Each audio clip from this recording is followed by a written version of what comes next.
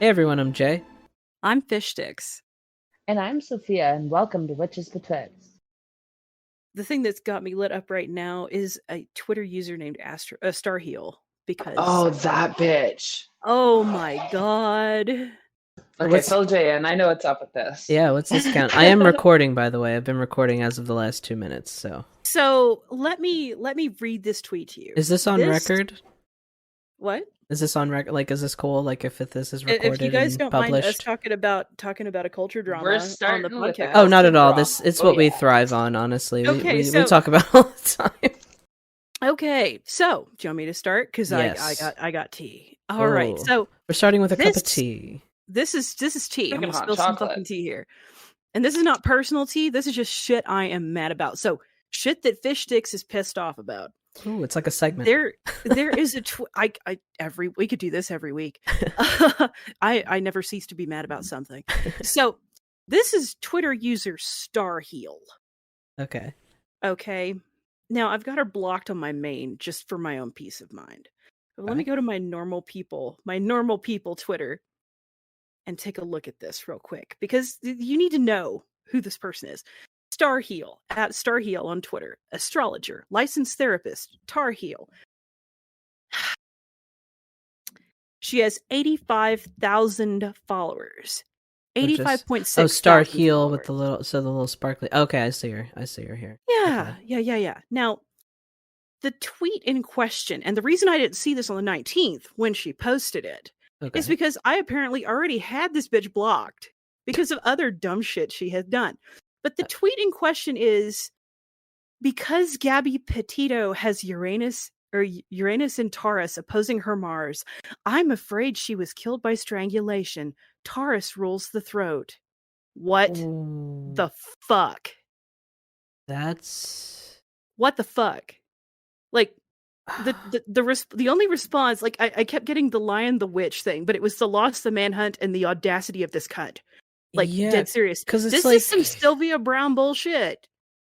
Well, yeah, because it's like she's trying to, because it's a hot top, like it's a national story, right? Mm-hmm. Now it's a national story, so it's like you're kind of trying to like ride the coattails of that because of so for someone like me who's in Canada, what it feels like to me, and it's in bad taste. This story is.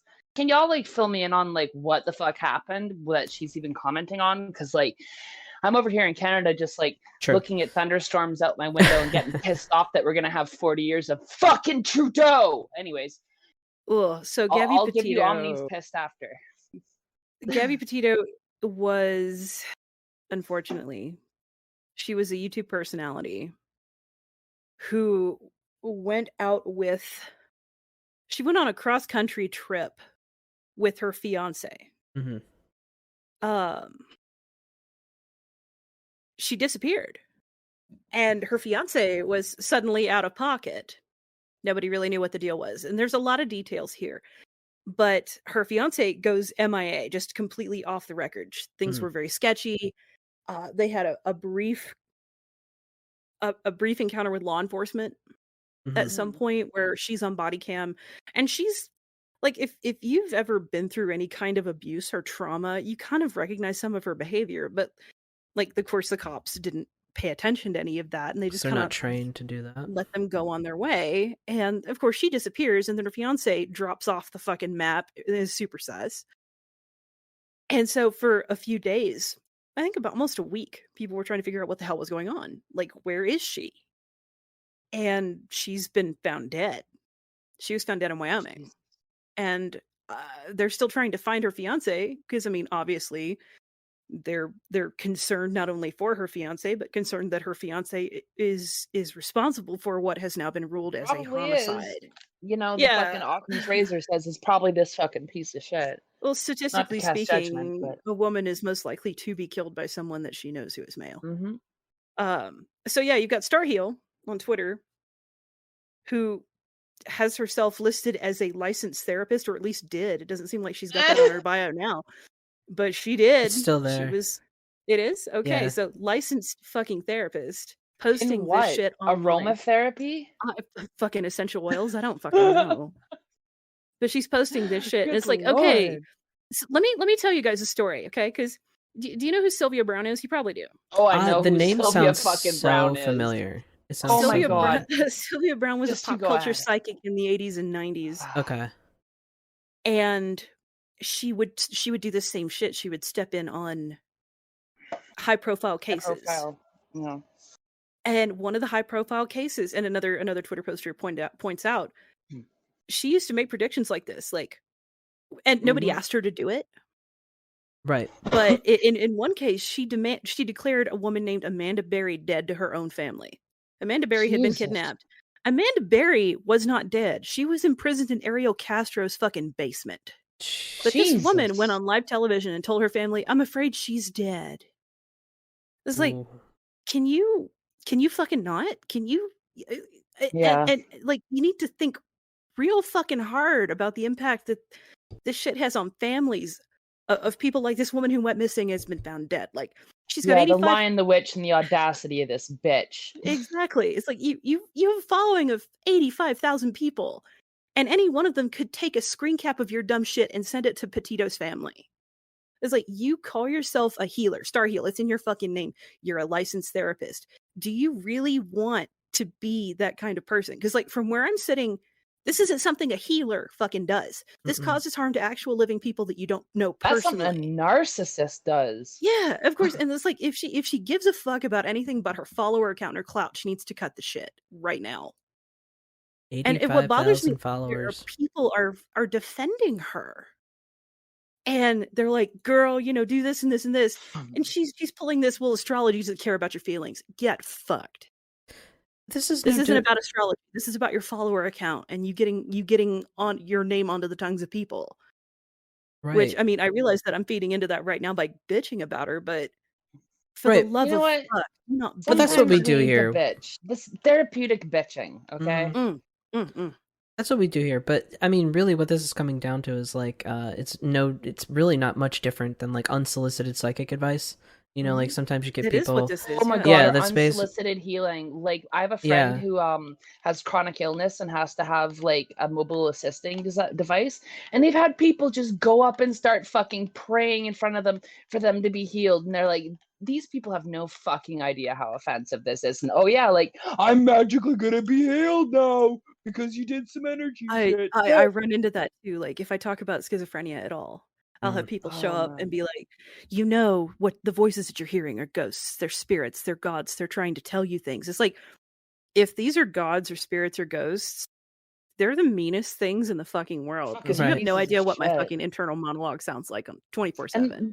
And they have no idea what informs, like, and they have no idea about the conditions that inform your fucking condition, because not everybody understands that stuff like schizophrenia is, informed sometimes by trauma and drug use and things that will combine to create cumulative effects and trigger those in some people who might not have it otherwise. Like, it's a fucking thing.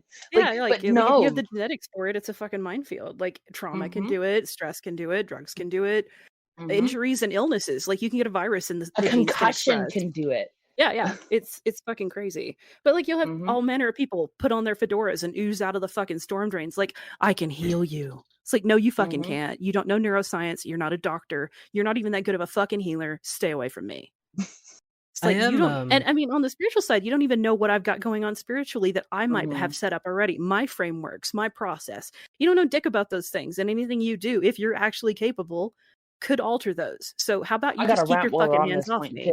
Yeah, please go ahead. People do this with depression, as though depression is some kind of failing on the part of the human being.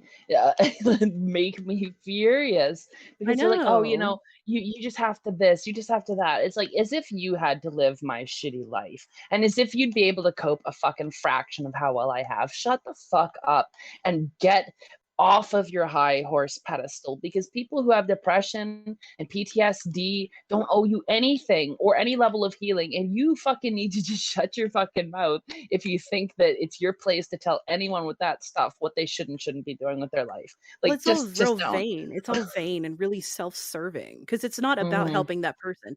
It's about signaling their own fucking virtue. Oh, I can help you. Like, their own quality as a magician.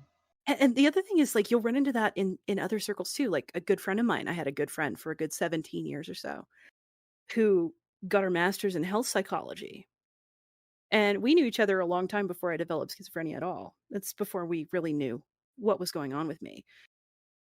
And when I first started becoming really heavily symptomatic, I would talk to her about it. And I wasn't using my friend as a therapist. I'm not that kind of fucking person. But it was always a case of, you're really not schizophrenic. You just need a good diet and you need good sleep. Vape some yoga and fuck a candle. It was that every day. DMT vape pen. You need to work out and get some sunlight and some fresh air, and you need to socialize. A new plant. And everything will be okay. It's like, fuck you. Yeah. I didn't drink fucking aloe vera ask. twice a day. And you'll hear it from people who think that, I mean, it's the Dunning-Kruger effect. It really is. Like, you get your master's in health psychology, which, okay, I'm sure there are a bunch of health psychologists out there, people who majored and got their masters in health psychology that are very, very functional people, very useful, helpful fucking people. This shit ain't helpful, y'all. It doesn't fix shit. Yes, it will make you more comfortable, but it's not going to solve your fucking problems. Getting enough sleep and sunlight and taking a supplement or spirulina or whatever will make you feel a little bit better, but it's not going to solve your fucking problem. I mean, in my case, it's an organic brain disorder. Vitamins can fucking help. They can, absolutely. Like, yeah. And like for a lot of folks with depression, they tend to have like methylation disorders called MTHFR, and so they don't process B12 or folate real well, so they need a little more. But that's not stuff that's going to alleviate that. It's just going to make you more comfortable and help you deal with your own shit better.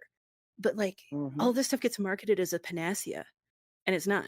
It fucking isn't. That's the reality. It's not. And in the case of folks with schizophrenia or epilepsy, those are things you can see on an MRI. They're organic brain disorders. Once you get them, they don't go away. They can go into remission, but it's always there. So, all the snake oil woo-woo bullshit in the world isn't going to get rid of that. Anyway, that's my I've just spent the first 10 minutes of this episode ranting. Sorry, y'all. No, we're gonna have to rant a lot because I want to talk about election results in Canada too, and how fucking broken the system is over here, because in America y'all have fucking term limitations and Canada doesn't. So when I said 40 years of Trudeau, that wasn't an exaggeration. We could literally have 40 years of Trudeau if people vote him in for that long. Before we segue to that though, I did kind of I was curious because we were talking about basically like unsolicited healing, psychic advice kind of thing. There may be some people listening who are maybe like new and don't understand why that is wrong and why that is harmful. And I was curious, do either of you have like a kind of succinct way, like just like a factual, objective way to kind of round up like why that is not okay? Because it falls under consent. Yeah. It's pretty much just consent. If somebody, if you have a chronic condition and faith healing helps you in some regard, that's fantastic. And I'm happy for you. And you can absolutely follow that up and do that, right? But that's consent, right? Like, you wouldn't expect somebody to just start doing chiropractics on you on the subway just because they have a fucking license. Like you're walking around with a crick in your neck and someone walks up and adjusts your fucking neck at random. You don't know who they are. Shit. You're welcome, Batman, the chiropractor. It's the exact same thing. You do not force your help on anybody. You don't. Unless it's calling 911 on somebody who's incapacitated and can't respond and isn't breathing, and it's a matter of saving their fucking life, you do not force your help on somebody. That's it. And I do understand how difficult it is to restrain yourself, especially if you do have good intentions, especially if you do genuinely care, but you have to have that person's consent to help them. Yeah, offer to help them. Ask if you can, but don't just fucking do it. And for me, the hot button is folks with psych issues. Someone with depression, someone with anxiety, someone with post-traumatic stress, someone with psychotic disorder, especially folks with psychotic disorder. You have no idea the number of people who, when I openly talk about this shit, will pop up in my DMs like, "Hey girl, have you heard about that 5D thinking?" Because the reason that you have these auditory hallucinations, the reason you have the psychotic disorder is because you're trapped in 4D thinking or 3D thinking or what the fuck ever, and you need to become a star child, and you need to get that alien jizz in you, and you need to become a 5D being. And the problem with that is that if you're dealing with someone who has a psychotic disorder, you're feeding into their psychosis. You're not helping them. You are hurting them, and you're making them. And for psychotics, especially for folks that have psychosis or schizoid disorder or psychotic disorders, it's very frequently hard for them to acknowledge and be self-aware of their symptoms. They don't think they have a problem. That's part of why some of these things are so hard to treat, is because the patients themselves don't realize that there's something going on. And so if you jump into their DMs, like, the voices that you hear are demons, the voices that you hear are angels, ghosts, gods, dead people, aliens, dead aliens, what the fuck ever, you are actively feeding into their psychosis and making them worse. You are not helping them at all. You cannot help them. You're not a professional. Shut the fuck up. Yeah, Like, you are seriously. actively causing harm. Like, I've had times where I would have been fine, right, when I was having a mental health episode, but people fed me a whole bunch of shit that made me spiral in such a way that it was self-destructive like I've never been before, you know, and it was all because they thought they could fucking help me. And they didn't understand all I needed to do was be left the fuck alone, because I've helped myself through plenty of things before. But when you're in a really vulnerable state, you're suggestive. People can say something to you and it'll just lodge in your brain. And even if it's not logical, because you're so vulnerable, you get into a position where you trust other people who seem like they can have some kind of insight, right? You start doubting yourself, and therefore you can take somebody else's opinion of you as more factual about yourself, even if it's completely incorrect. So when someone's in that kind of a position, you absolutely need to not be fucking around and giving them advice that they don't need and putting your personal paradigm on them or whatever it is, you know, like if they need help, take them to like a legitimate healer. Like there are some people like in Native communities, you would actually take them to a proper person, you know, who's been designated for that shit. And if you're in Western society, you can really easily, like, you know, find, well, not really easily, but there are therapists out there who aren't just like purely mundane model. Like there's some practicing occultists who work as therapists, and they kind of have to slip themselves in on the cracks because they know that there's people out there who need that kind of understanding voice. But like more and more, like I was talking to this guy that I work with actually, and he's a very spiritual person, and we were talking about like spirit model kind of shit, and he's going in to be a therapist, right? So like you just got to look for those people and actually like try to find somebody who's on the level of what you need, right? Like a Christian would seek out a Christian therapist, you know, a Native person's going to seek out a medicine person, right? If you're an occultist, you should seek out an occultist therapist, right? Like there are terms for this. Like have those jobs. If you're an occultist, and this is for anybody that happens to listen, and for you too, if you're an occultist or a magician or someone who's adjunct, someone who's pagan, who has a really deeply spiritual process that they're working within, and you need help like that, what you want to look for is someone who is a Jungian practitioner or part of the Jungian society. Those folks are solid as hell. They are solid as hell. They understand the internal paradigm, the internal narrative.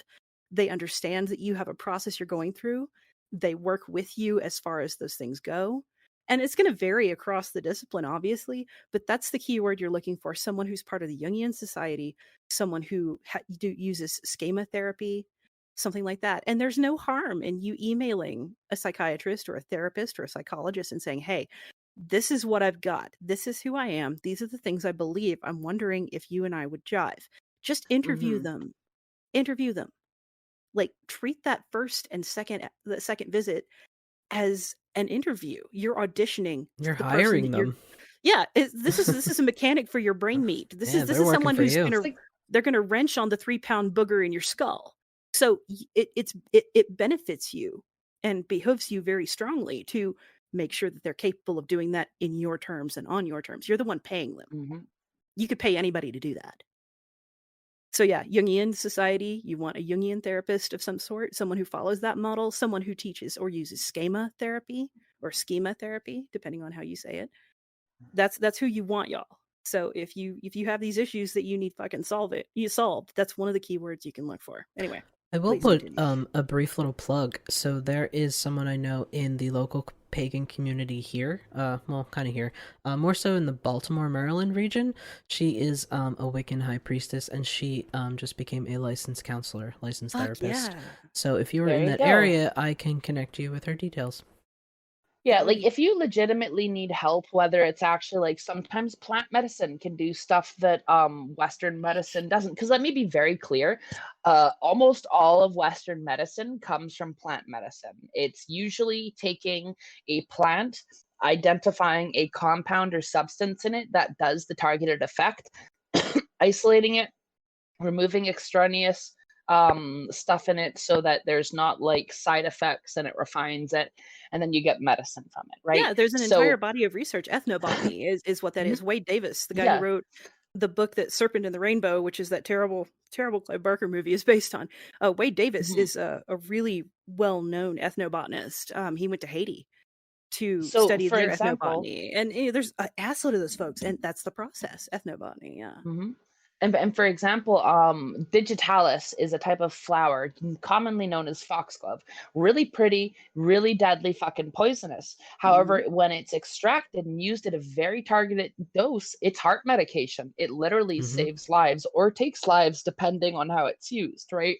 And so going to somebody who's actually like a proper like ancestral plant healer who's had that teaching passed on down for ages is a lot different than somebody who went and took a fucking course in a retreat in California and paid a couple $1,000s to learn what plant does what thing, right? And I'm also not going to go and shit on everybody who does like plant healing and say that you have to have it from like an ancestral line, because a lot of plant healers aren't necessarily going to be working with like digitalis or really dangerous things that you need to know in targeted doses.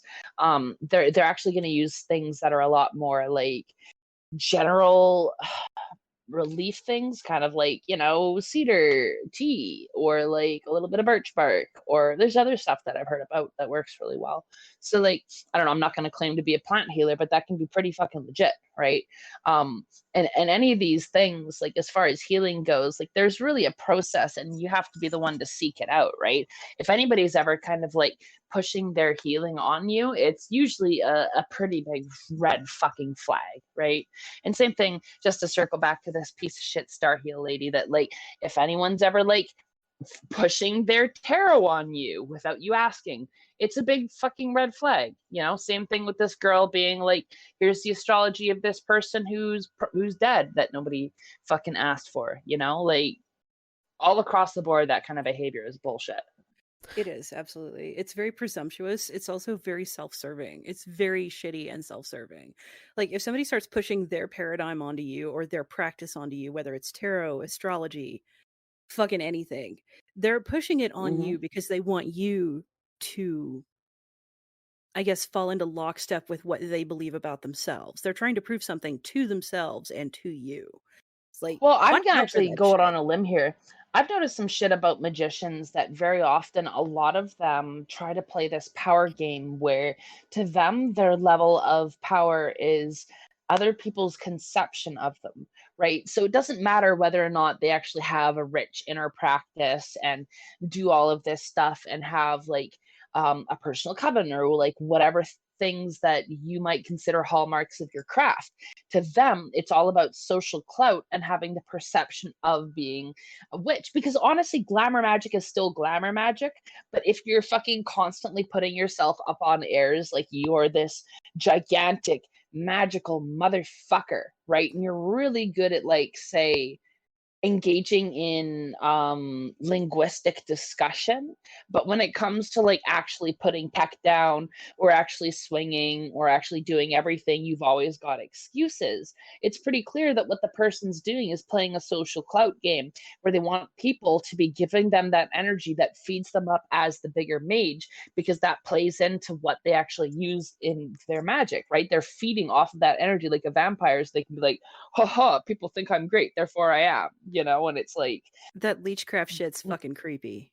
But they're not even trying to do it half the time, because to a lot of people it's just natural society, like societal adaptation. We're always constantly trying to make sure that we are unassailable, and very often people do what you pointed out as virtue signaling, or essentially just being like, look, I'm one of the good ones, like signaling that they're from like the ivory tower, simply as a way of like positioning themselves higher within the rungs of society and gaining social capital in the process, right? It's like how people will people who don't suffer from racism will always point out racism when it's happening and like label those people as racists rather than help them change their behavior. Because what it really comes down to is gaining social clout as people who aren't doing that and giving the example that they're not, and using those other people as a cast out to create that active dissonance to show by comparison, look, I'm one of the good ones, right? And that may sound really complex with the words I just used, but that's pretty much society in a fucking nutshell, right? And of course it translates into the occult world. And I think that, like, if anything else, we kind of like, as magicians, we really need to foster things like humility and self-awareness and like acknowledgement that you could be wrong. Yeah. And not like false humility where it's like you put yourself down for the sake of whatever. Like, I'm talking real, genuine, like, no star is greater than me and no blade of grass is more, you know? Like, true humbleness requires you to not even be false about it, you know? And I think that if we work on improving ourselves, humility, I'm going to quote, I think it was Obi on the server, humility is the key to grace. And I heard that and I'm like, yeah, that's really fucking true, you know? And you don't see a lot of it in occult servers these days, or not just occult servers, but just the community as a whole, you know, and the witch community, and like that Starheal bitch just kind of like puts it all onto a fucking magnifying lens with it, you know. There's absolutely no humility in that whatsoever. Yeah, there really isn't. And I was going to say, you know, for people who kind of end up on the opposite side of this, you know, like if you watch someone who's going through something and, you know, I guess kind of this idea of, you know, people that don't consent to be healed or things like that. If someone, you know, really just, like if you care about someone and you're looking at them from, you know, maybe from a distance and you want to help them, but you don't want to be the one giving your unsolicited advice or whatever, it's still okay to hold space for them. Like, you can still keep them in your thoughts, your prayers, not to say like thoughts and prayers, but you know what I mean? Like, it is okay to do that, because I don't want to kind of anyone to think that we're saying like, oh no, you can't just stop caring about them and all the shit they're going through. Like, no, you can be deeply sad by what they're going through, and you know, maybe you're an empath and maybe you're feeling some of the things that, you know, some of the emotions that they're giving off. So, you know, it's a lot of give and take, but it's just about respect and just respecting people's boundary lines is what it really comes down to. Good vibes are a thing. Like giving them good vibes, like lighting a candle for them, praying for them, like going through your own spiritual process on their behalf without actively reaching out and trying to grab their problems by the neck and fix them without asking first. And like, if you're ever worried about giving unsolicited advice, it's really easy to ask, hey, do you want support or advice? Like, what can I give to help you? Just asking that question can solve so many issues, because very often when someone's not doing well, we feel like we kind of have to give advice, you know, and sometimes that's the last fucking thing they ever want, you know, and sometimes they really do need advice but won't get it, you know, and just asking, do you need support or advice is really, really big, you know? Yeah, like sometimes Rue, my wife, sometimes, you know, they just have bad brain days, you know, it happens. And you know, after of me, you know, we run through the usual things of usually what helps to, you know, kind of get them back on track. But, you know, at a certain point, some days it's just, I reach a point and I go, well, what can I do? What would you like me to do? Like, what do you need me to do? Kind of question. And not like in a condescending way, like, what do you want me to do? No, it's just like, what do you need from me in this moment? And so sometimes how can I make you most comfortable? Exactly. And sometimes it's just sit with me. Sometimes it's just go away, just be away from me, you know. Sometimes it's, you know, it can just be something very, very simple as just sit with me. Okay, we don't have to talk, we don't have to do anything, just sit here.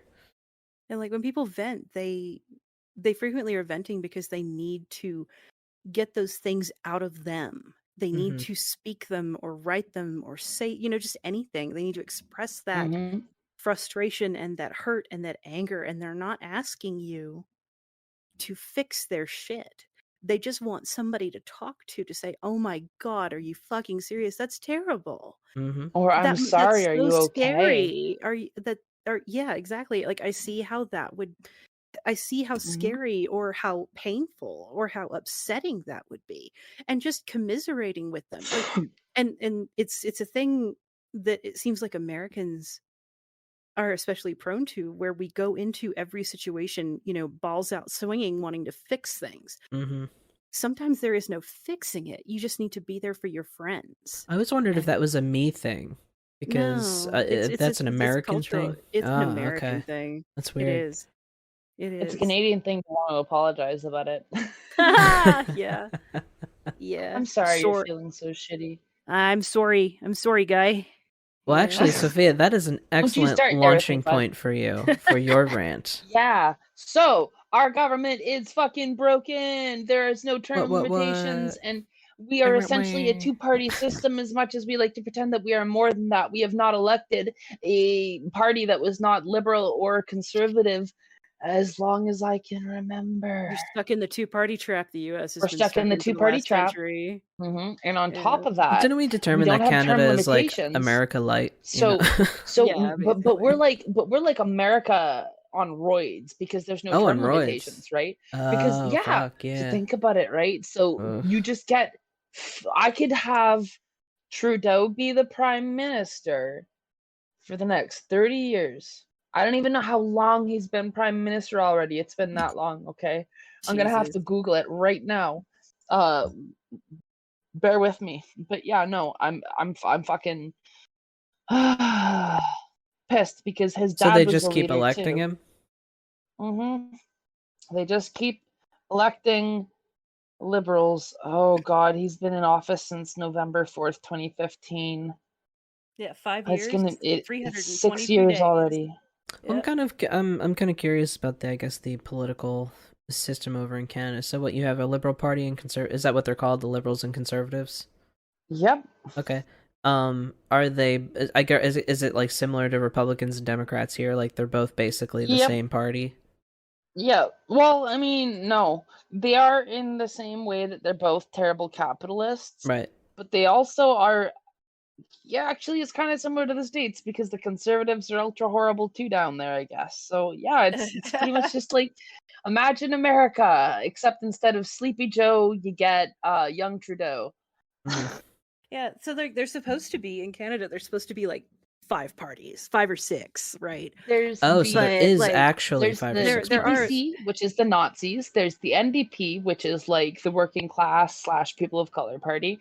Then there's the Liberals, which is as the name states. The Conservatives, which is as the name states. The Green Party, which actually sometimes can be like anti-abortionist, backwards, all kinds of shit. And then there's like miscellaneous parties, like the Rhino Party, the Bloc Québécois. Yeah. Ugh, let's not talk about them. Apparently there are other political parties in America. They're just fucking tiny. No one pays any attention to them. Yeah, that's really it. And here's how it works. There's a limited amount of chairs or seats in Canada. It's like 360 something, right? So you have a regional representative employed based off of the region that they're in, and that region votes to elect somebody in. Like for us, it's an NDP neighborhood, because it's a very low class area, low income area, and like other parts where you have more money directly change to liberal or conservative, right? So it's one of those things where it's not like gerrymandered, but where you live determines how much voting power you have. And like Ontario has most of the population of Canada, so like it very often determines most of the election by itself, which is why Quebec got so pissed off that they made Bloc Québécois, because they felt like they had no representative power within our democracy. So they went to the point where they take and claim all of the seats out of Quebec for themselves, and won't allow them to be used for liberal or conservative voting process, which helps undermine them having a majority government. Because when you have a majority government in Canada, you can pass legislation unopposed. And what that means is if you put legislation through Parliament, it needs to get voted on by all the representatives, right? And if it gets overturned, you have to have a new election. What? That's how our government works. What? So it's literally like a shotgun marriage, where you form these buck-wild alliances. So when you have a minority government like we did, all it takes is one bad bill for them to hedge their bets on, and then you flip to an election all over again, right? And if that doesn't happen, so then when people get pissed, you have a new election? sometimes. And if Wow. people, they're like, it's like a contention point and a political power thing that they'll do sometimes, where it's like, if an election just happened, the minority government has to ensure that another election doesn't happen too soon. Otherwise, they'll lose the favor of the people, because it costs a lot of fucking money to do an election, right? So Yeah. you could have an election within a year if you have a vote of non-confidence, which is when they put up a bill through parliament and then the other people shoot it down. So you'll often hear of things called like coalition governments, where, like, say the NDP will agree to vote with the Liberal on the bills that they're going through, but also they can break coalition depending on what the bill going through is. It is a clusterfuck up here, y'all. It is down here too. Jeez. Like the big issue we've got down here right now is writers. So, and I don't know if they do this in Canada, but in the US, like, so, say somebody's setting up a bill, like they want to alter the, well, like, okay, so here's a good recent example of a writer. You know how the US is doing this big disclosure thing with UAPs/UFOs? Yeah, yeah. That was called, that's a rider. So it's an additional provision added to a A bill or some other rider. Yeah, measure I know those. that doesn't have anything to do with the fucking bill itself. And I don't so know if we do that. I hope y'all don't, because it's fucking killing us down here. We can't get anything done because if any of those riders happen to catch the notice of the majority and they don't want that part, but they want everything else, They they'll shoot vote the whole down the thing down. entire ass bill, Yep. even if the bill is something like, you know, in like releasing money to help Okay, folks that are unemployed so because of COVID, you know, or any because other of how thing. our parliament works, with it's basically a house of cards reinforced by like a shotgun. Jesus. They're trying Shit. not to overturn bills at any time, right? So America seems built to cause as much conflict and little progress as possible, and Yes. Canada seems like it's built to have one person on their knees and the other person pointing the gun at them and saying fucking work, and it keeps going that way, You say you know. Canada operates by use of the sit down gun. Yeah. Canada uses the sit-down gun. That is our whole fucking parliamentary process. The sit-down gun will be in the show notes for anyone who has not seen the sit-down gun. The sit down gun's from a show called Danger 5. It was made in Australia. It is insane and it's amazing. But yeah. I'm gonna Yeah. add it to my list. It's great. Danger 5. Um But yeah, no, everything's fucked up here, and the whole election was basically a decoy, because Trudeau's still fighting residential school survivors in court and still like resisting bodies being dug up, and they're doing everything they can to fight actual proper reconciliation, but they gave us a holiday. Don't worry, y'all. September 30th is Truth and Reconciliation Day now. They literally fucking named it that. Fucking token effort. Token effort. Like Wow. with It's BLM like last year, the Juneteenth big thing was holiday. everybody was like, okay, okay, BLM, we're gonna make you happy. We're gonna make you happy by taking Aunt Jemima off of the pancake syrup bottle, and where all these brands are going to change their branding, and we hope that that's okay. That was not what anybody fucking asked for. That isn't what Mhm. anybody asked It's like, for at all. no, we just It's like wanted you're people to not stop being helping. fucking racist. Yeah, you're not helping fucking systemic racism at all. You're just changing some brands and hoping everybody quits doing what they're doing. It's like, fuck you. You're Mhm. not helping. It's like, And then pay attention. Don't just give us token efforts for shit. yeah, and then there's a white woman who went missing out here, and I think she got murdered, which, don't get me wrong, it's a tragedy, right? But at the same time, she goes missing and it's all over the news and everybody's looking for her. Meanwhile, like 700 Indigenous women got killed on that stretch and nobody fucking ever talked about it. Mm-hmm. Like, I stumbled upon a similar article the other day because that whole Gabby Yeah, that's the thing going on down here story, too. I don't know if and it's actually 700. I'm going to try and get the numbers right now, but it but I was like saw disheartening. that there was also this young black woman who was missing at the exact same time, or like around a similar time period, and her case got no national attention. Mm-hmm. Yeah, so with Canada, like there's the Walk for Justice initiative, right? They stopped counting when they finally got to 4,200 Indigenous women who have gone missing or been murdered. 4,200. And because they are not white, they get so little attention. And that's the thing that's going on in the US too. It's like all these crimes against indigenous populations in the US and in Canada are being completely ignored over what, again, as Omni said, this is a fucking tragedy. What happened to this poor woman? Okay, it is. But why is that being covered by mass media, but the rest of the shit isn't? That's not okay. That's not okay. And it happens within the Black community, within the Indigenous community. If you ain't white, you're not going to be on the news. And if you're on the news, you're going to be misrepresented completely. So I found the numbers, and here's a quote. In the same area that Gabby Petito disappeared, 710 Indigenous people, mostly girls, disappeared between the years of 2011 and 2020. Y'all, that is a 9-year fucking period. What the fuck? Yep. But their stories didn't lead news cycles, and that's from Molly Youngfast, contributing editor, and that was off of the Wetsuit and Checkpoint Instagram. So yeah, it's pretty fucked when you look at it in that comparison, right? Like it's nothing to say that Gabby shouldn't have justice done by her. Obviously, she deserves that too, but so did the 710 Indigenous people. You know what I fucking mean? Exactly. Fuck.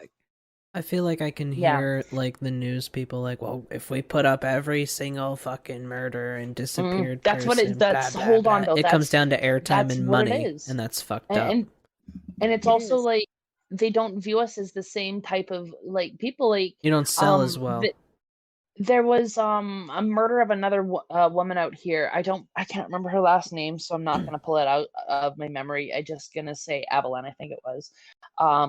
And she was killed out on a reservation here, and the person I know who knew her murderer, who was like trying to get justice for it, like when he called into the cops and stuff, they were just like, oh, it's on a reservation, and immediately just are like completely unhelpful after that, and are just like, we won't do anything, we can't do anything. And it's just like, it's just completely fucking ignored, and it's institutional. It's like hard baked into the RCMP. Like they were made as a force to fucking control Indigenous people and remove them from the land. And like, there's no way you're going to suddenly have that same institution just flip overnight and suddenly start fucking caring about the same people that they've been obliterating for fucking hundreds of years, I'm curious about how jurisdiction goes on like reservations and stuff, because I know it's like a problem just like in Philly, for example. Like once you cross into the county, you're not in Philly anymore, so Philly cops can't get you or whatever.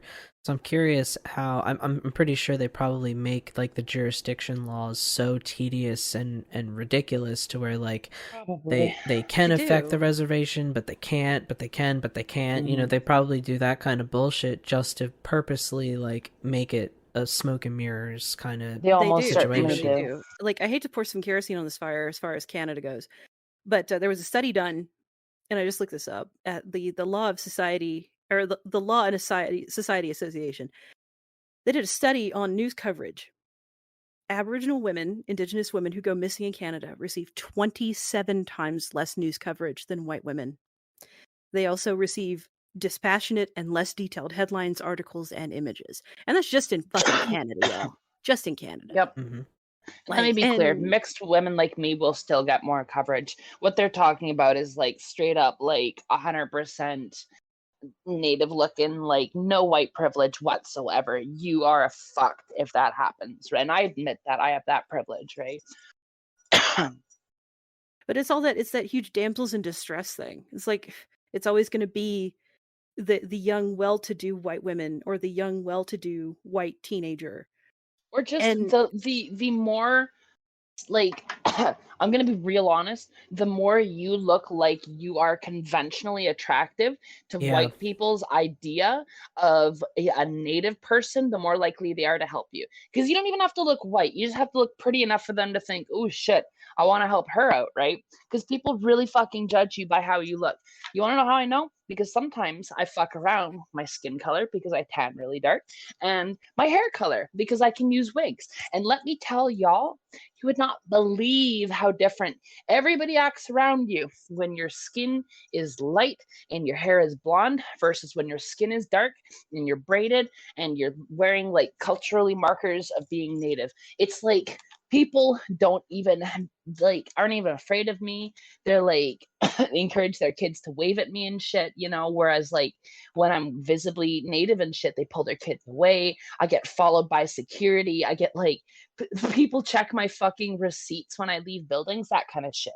And it's like, I know the fucking difference between when I'm dressed a certain way and how that doesn't happen, you know? Exactly. So like it's a big fucking thing. problem. It is. And like in the US, and I know that this is the case in Canada too, and a lot of other places, but like being Black, being Hispanic, being in any way brown, and being in any way not white changes the way that people treat you across the board, whether it's police, whether it's strangers on the street, whether it's medical personnel.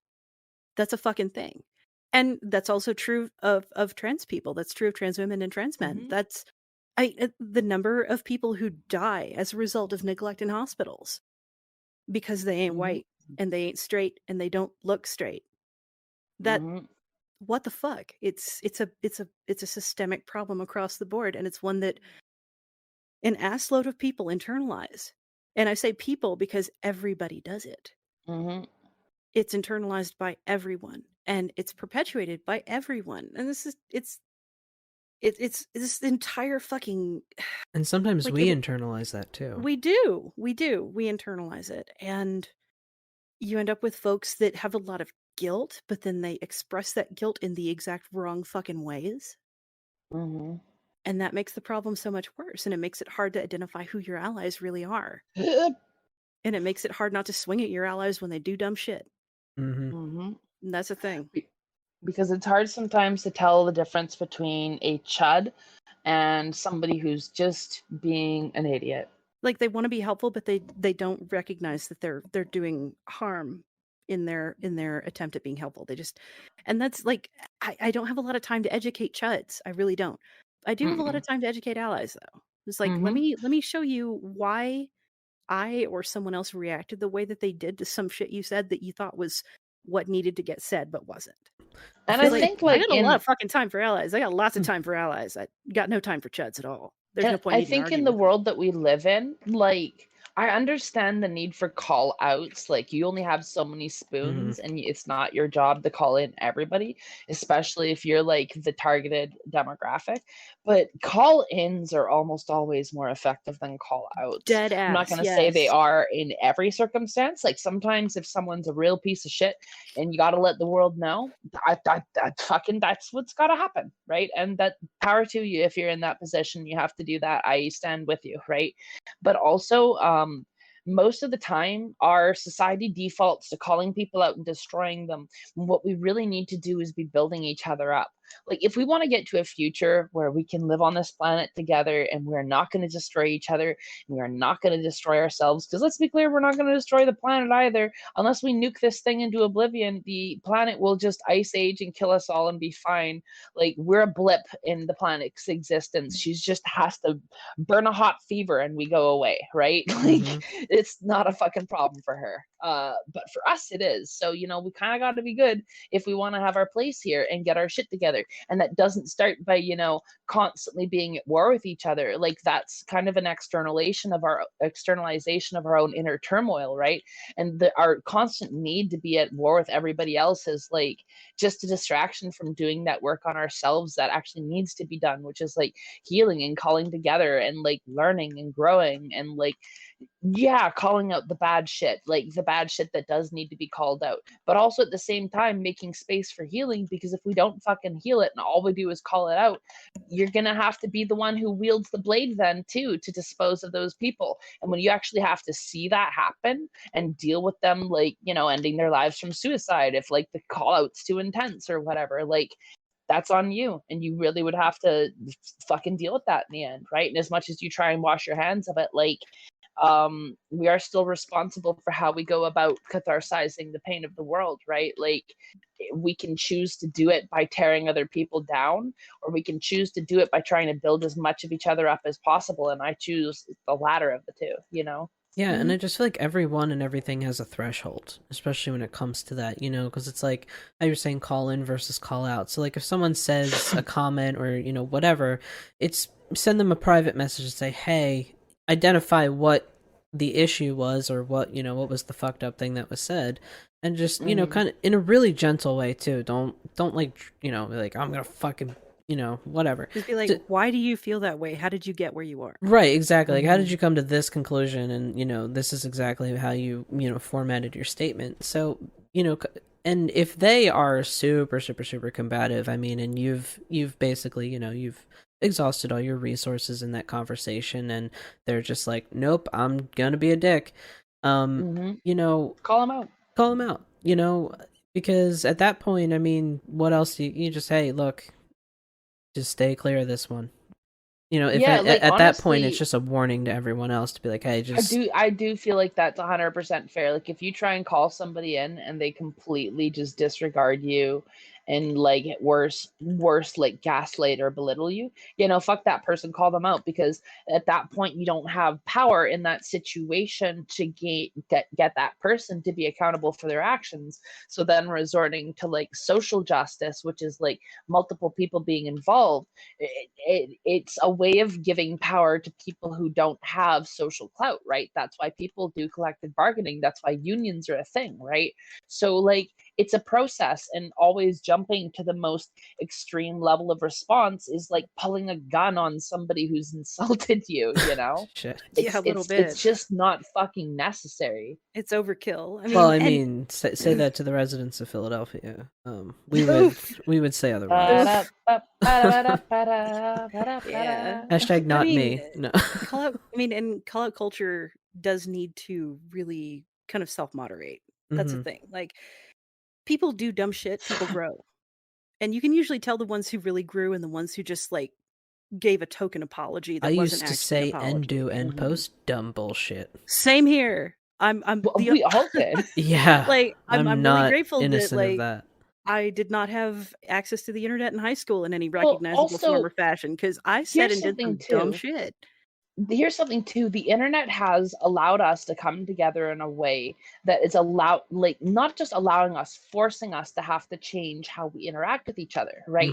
And to younger generations who've grown up with this thing, like it's always been here, they treat it like y'all just haven't been doing this for how long sort of thing. Like, younger people tend to not understand, like, y'all, the internet was not a thing when I was a kid. Like, I didn't get to be on a computer until a certain age. Y'all, like, we're born with it, and we're born with all of this knowledge of the world at your fingertips in a society that was already informed by it. We had to butt our heads up against each other and have that collective trauma and combat and learn to have to come together because of it. And it's changed who we are and how we think in a very real way. And a lot of us older people are still adjusting and learning and growing in ways that all of y'all have been able to do right from the fucking get-go, and often tend to take advantage, or not advantage, but just like not understand how much of an advantage you have with that, right? You take it for granted. Whereas a lot of us like constantly have to do all of this work to unlearn all of this shit because we didn't get those lessons, you know? So yeah, give people some fucking time if they're actually working on it, you know? Exactly. Like, people going after comedians for older, outdated comedy that is no longer appropriate for this day and age. Like, the shit that people said 10 years ago was hurtful, undeniably fucking hurtful. Yeah. But a lot of them, and you run into some that aren't apologetic, that haven't worked on themselves and unfuck their heads. Yeah. Or stop telling those jokes, because that's a big thing too. Yeah. Right. Absolutely. You know, you got to retire the material at a certain point. Exactly. Like, humor 10 years ago is not humor now. Mm-hmm. Like, and it's really crazy. Like, I've been watching old Mel Brooks movies with a bunch of younger folks. And Mel Brooks is still intentionally amazing. he intentionally toes the line. We were having a conversation about this at work too, and one person was like, "He's not racist. He made fun of everybody." And I'm like, you know what though? You can make fun of everybody and still be fucking racist. Like, well, the thing is, not calling Mel Brooks a racist, yeah. but he did do some stuff that like not relating to like his cultural sphere. Like I'm pretty sure if I were to go back and watch Blazing Saddles as an adult, I would fucking grit my teeth the whole time, you know? No, surprisingly, and I watch it every few years. Blazing Saddles has withstood the test of time. It really has. Really? Okay, Yeah, I'll give it a shot. absolutely I'll give it a shot. I almost want to say it's almost like Mel Brooks is, he uses, this is my opinion, okay? This is not anyone else. I think he uses racism in a comedic way to show people how fucking stupid it is. That's exactly what it is. He's taking the piss out of it across the board. Yeah. And it isn't just anti-Semitism that he goes for. Mm-hmm. Like, that's the purpose of Blazing Saddles, was to point out exactly how stupid, how ridiculous, how ass backward racism is. And it's from a distinctly Jewish lens. It's written from a Jewish lens. But that was him coming out and rapping for the African American community and going to war for Black folks, and he's consistently been that person. Yeah. Some of his shit is dated. Oh yeah, it absolutely is dated. But Spaceballs. Spaceballs. No, Spaceballs is not dated. I will stand this. I mean, I love Spaceballs. I actually haven't watched Spaceballs in so long, but just like thinking about it and like the kind of slapstick humor, it's really hard to be offside when what you're satirizing is like a major motion picture. Right. You know? So he made a trailer, and this was something he used to do. At the end of History of the World Part 1, he made a fake trailer called Jews in Space. Yeah. And it's been completely forgotten about. This is also before he made Spaceballs, which was essentially his take on Jews in Space. I shared that trailer, the Jews in Space trailer, with some kids. And when I say kids, I mean somebody under 25. Okay. And they were like, oh my God, this is so anti-Semitic. I'm like, it was made by a Jew. It's not anti-Semitic. Right. You know? And they're so accustomed, and this is why I feel like call-out culture needs to self-regulate more carefully. Yeah. Sometimes you'll see the humor of an ethnicity and think to yourself, oh, that's bad. Right. Because you don't always pick up the context. It's like gay jokes. Really good like gay people can tell gay jokes, you know? Yeah, exactly. Have y'all heard of the 1491s? No. What is the 1491s? Oh, look them up. They're the funniest fucking native humor group on YouTube. They have like 100 videos. Their humor ranges from like just pretty all around funny for everybody to really fucking dark.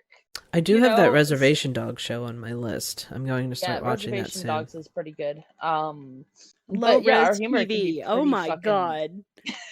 This is great. Or life in the life in the shoes of an MC powwow or a powwow MC. Like, oh man, there's so many things to do that are great. Oh God. And if you watch Reservation Dogs, one of the main guys from the 1491s plays the spirit guide in it, who shows up in like the war shirt with the eagle feather in his hair and like gives advice to people. He's one of the main 1491s, and some of the other guys in the troupe show up in different scenes. Like one of the very prolific actors in it shows up in a scene where he's like a weed dispensary person. It's a pretty good show. There is a mild, well, I wouldn't say mild, but there is a bit of a thing with it that people are kind of pissed off about. Like Reservation Dogs is shot in Oklahoma, and like there's no like Black natives in it. Like they're just not there, and it's like, what the fuck? People are just kind of like acting like Afro-Indigenous people aren't a thing, even though there's like mixed white natives in there and shit. It's pretty shitty of them to have done it like that. And after hearing that criticism, I'm like, yeah, I hope they fucking fix it, because it's a good show and I really want it to like keep on going on being good, but good for everybody and not just like a few people, you know? Exactly. Like, you've got to be intersectional. You've got to be inclusive. And that's the thing too. Like, I feel like for their first crack at something like that, it seems like they're successful overall. They were successful humor-wise, but they just needed to be more inclusive of like actual what communities look like and stuff, right? Because like a lot of people treat like Black native people like they don't exist. Like they just judge people by the color of their skin constantly. And if you look Black, people are like, oh, you're not native. And it's the same thing with people who are like lighter skinned too, but obviously to a much less severe degree, right? because then you have like anti-black racism stacked on top of it, right? So it's a whole fucking issue, and I wish the show had done a little bit better on and that. like and that's something that was really prevalent in westerns too. Early in the day, you would see westerns, like old school westerns, spaghetti westerns and shit. And man, those movies are white, y'all. Oh Those yeah. movies are real white. Whereas black cowboys in the West, they're something like 25% or more of cowboys and cowpunchers in the cattle industry. Wow. Were black. And you never ever Today see I them learned. represented. And it's fucking weird that that's not a thing. And you see that even in Texas. You'll see that. And it's like, this is cattle country. Texas was funded and sustained by cattle and oil. And when 25% of the cowboys and cowpunchers and folks that were moving herds that you would come across at any given point were African American, and they don't play a part in any of the narratives, like, what? Like, that's 1 in 4, y'all. I mean, deal with it. Fucking represent. Yeah, it's an issue. And like while we're on it, most people who are native in like old Western films are actually Italian people. Yep. They would not hire Indigenous folks to save their asses. They would not. They would hire Italian people and paint them, or just get them really tan, because Italian people can tan a similar darkness. In fact, the most famous straight up native white guy. folks in red face. Seriously. Yep. And the most famous native guy that you can think of, like the crying native guy, the colloquial name's Iron Eyes Cody, because he played Chief Iron Eyes in a movie, I think it was like Last of the Mohicans or something. I can't remember which movie because I haven't actually seen it. But he played that role, and that's what he got named for. He's not even native, he's Italian. Oh my god. You know? Oh my god. Like, yeah. What the fuck? Shit. Apparently he didn't even speak like the language properly. He spoke it in like broken thick Italian accent. Like it's Damn. a whole fucking thing. And because he got Damn. told to play the role, he suddenly decided that he was going to be native. You know? Damn. So that guy that everybody thinks is like the super native chief guy, no, that's an Italian dude. And just to put it into perspective of how much like Hollywood stereotypes have really influenced what people tend to think a native person looks like, right? So therefore, like, if you look Italian, people will be like, are you native? And you can be like straight up native and not look at stereotypically, and people be just thinking you're fucking European. You know what I mean? And it's because of how Hollywood stereotypes really set what people think of like everything, you know? And that's why I keep coming back to saying, like, if there is an Illuminati in the world, it's the fucking entertainment industry, man. Because the narratives they set up and spin literally keep playing out in everybody's heads and end up being like the base social default for how you operate on. Well, I mean, a lot of it is supply and demand too, because and this is something that Hollywood runs into and writers across the world run into, no matter where you are. It's that your audience has been so indoctrinated and has internalized so much of what they've seen in the past that when you do try to change it, what you're producing, what you're writing, what you're directing, what you're filming doesn't end up as well known or as popular, because it isn't what people expect. And so it's a bootstraps kind of self-perpetuating cycle of bullshit. Yes, and people get pissed when you change it. Like you saw this with Star Wars when they like put in a woman lead and had like male characters who were supposed to be gay. See like it in games. In before Gamergate. Oh yeah. Oh yeah. And like the moment you try and actually change that horribly inaccurate structure, like the very people who have chained themselves to it or have been chained to it will be the ones to come up to defend it, you know. And that's how society works in a fucking nutshell, y'all. Yeah, it's all heavily internalized. It really is. It's fucking ridiculous. And then it plays into like the entertainment industry. Like when you're working at it, somebody who I was working with who's really wise said to me, like, pay attention to how things work here and how people treat each other, because it's very similar to a lot of other societal models, you know. And don't let yourself get caught up in that, because that's what brings people down and makes them start becoming really fucking depressed, you know. And he's right. Like there is this kind of toxic chaining of yourself to like heteronormativity and like white fucking what's the word I'm looking for? Beauty, white beauty centric fucking worldviews, you know, like shit like that. And people don't like to be confronted with shit. So this is a rant I've gone on before, and I don't know if I've done it on the show. Have y'all ever heard of a show called Lovecraft Country? Yeah. Actually, I've heard of it, yeah, but I think it just closed down and people were horribly pissed about that. Well, they were pissed about it. Lovecraft Country is the show that Amazon produces, or not Amazon, HBO. It was written by a guy who was kind of confronting Lovecraft's deep-seated fucking racism. Yeah, and when he was a when you say shit that person. Lovecraft was a racist, he wasn't just a racist, he was phobic of Black people. Mm-hmm. That's how fucking racist he was. So Lovecraft Country was trying to take H.P. Lovecraft's work and turn it on its head. And I say trying, it did. Lovecraft Country was excellent as a book, as a show. And the reason that HBO gave for why it was canceled after the first season was because it was all based on a single book and they had already covered the whole book by the end of the first season. Great. What I'm convinced of, though, is that the real reason that it was canceled was because it depicted things somewhat accurately as far as what the world was like at that point in time and what Jim Crow was doing to African Americans. It was too real for people. It was too real, and it wasn't even real enough. Oh God, and that's like what happened with American Gods and Mr. Nancy. That's another thing. You know what's really fucking, gross? Fucking Orlando Jones was the best pick for Mr. Nancy, but it was too fucking real. But what's also kind of gross is like on the flip side of that, like take like The Handmaid's Tale. Like people devour that show. God. I'm not gonna lie. That fucking weird ass Republic of Gilead fantasy. Like I'm not gonna lie. Like I definitely like me and Rue. We were watching the show for a while just because we were just I don't know. It was like we were just horrified by it. And it's a fucking train wreck. Yeah, you can't stop watching it, kind of thing. I have not watched the most recent thing because we both are like I don't think we just have the mental fortitude to watch it. So we're just leaving it there. I had to read the book multiple times in school, and the show was just But that's the case right there of, see, it's also bullshit because, like, The Handmaid's Tale is based off of one book. And they have how many fucking seasons? I think it's like season 5. Well, because that's how writers work.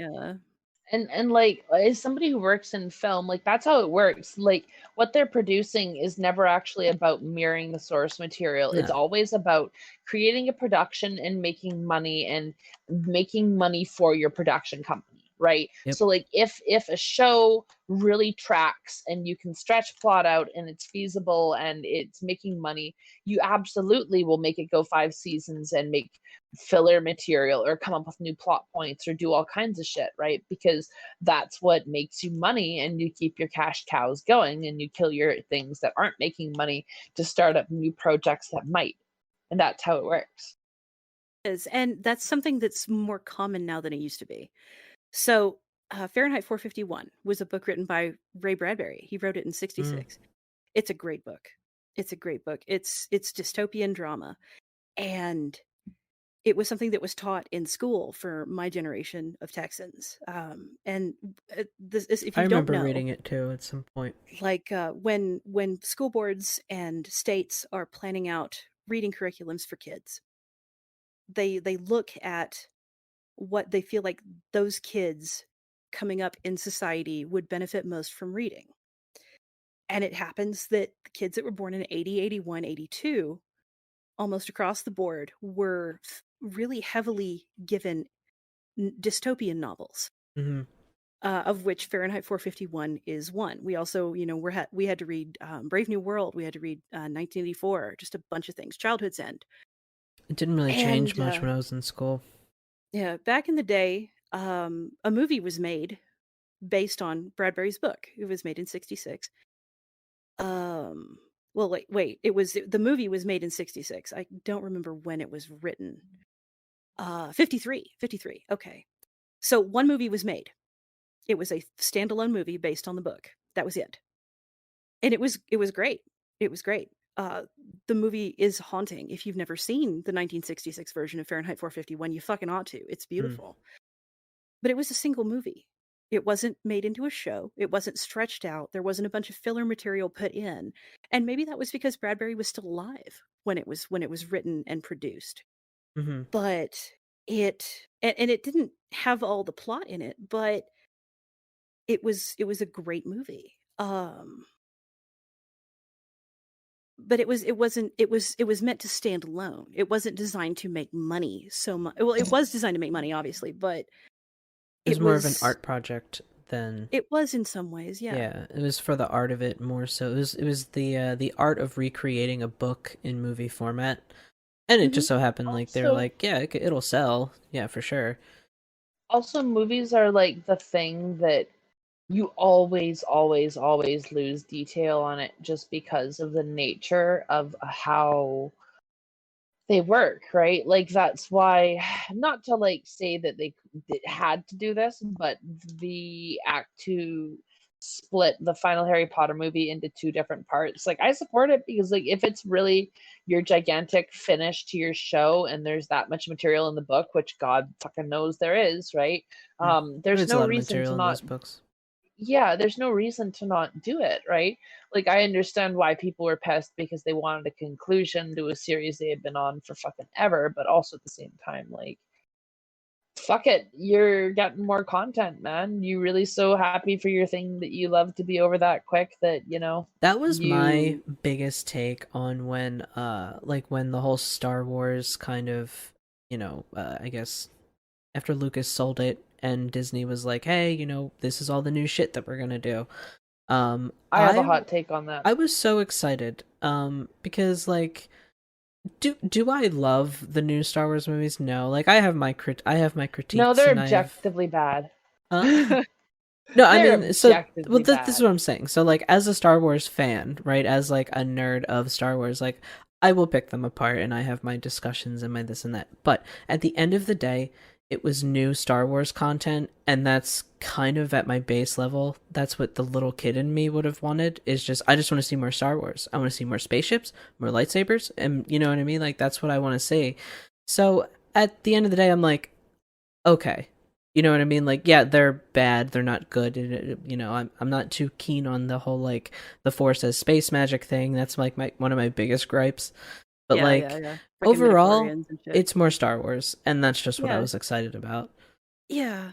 I mean, and it's always great when you're a fan of something to see something new made, and people get super upset about how they're made, but it got made, y'all. Right. But like, and some things are more true than others. Like, I like watching other people's takes on things. Like, I like cover music for the same reason, where it's nice to see I love cover songs. Different people, and I don't like the era of reboots that we're in right now for a lot of things, even though like people gripe about reboots of comic book movies, but comic books have always had alternate universes. Yeah. So there's always been room for that. But like, can you imagine someone rebooting fucking Trainspotting or doing another version of Schindler's List?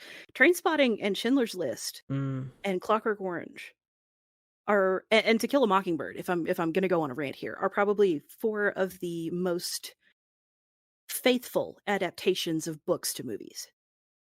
So like with To Kill a Mockingbird, if you don't have time to read it, yeah, no, it is pretty accurate. Yeah, go see a fucking Gregory Peck being Atticus Finch. Go and like, if you don't want to read Anthony Burgess because like the Nadsat language that he put together for the book was so hard, go watch A Clockwork Orange. These are things that stand the test of time because they are so tightly and carefully based on the books that they originated from.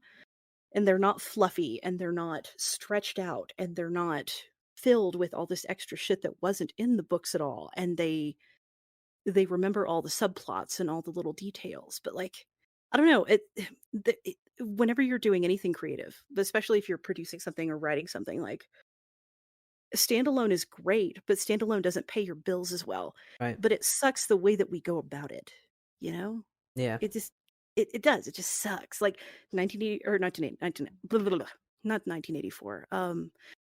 Fahrenheit 451 has apparently had a TV show made now. I haven't seen it yet. Oh, is there a whole TV show? Yeah, I'm not going to shit on it until I've seen it. I think it's a show. It might be a movie. Like, I'm not going to shit on it until I've seen it. But I'm obviously fair. Like, I'm worried about it. That's part of why I haven't seen it, even though I'm a huge Ray Bradbury fan.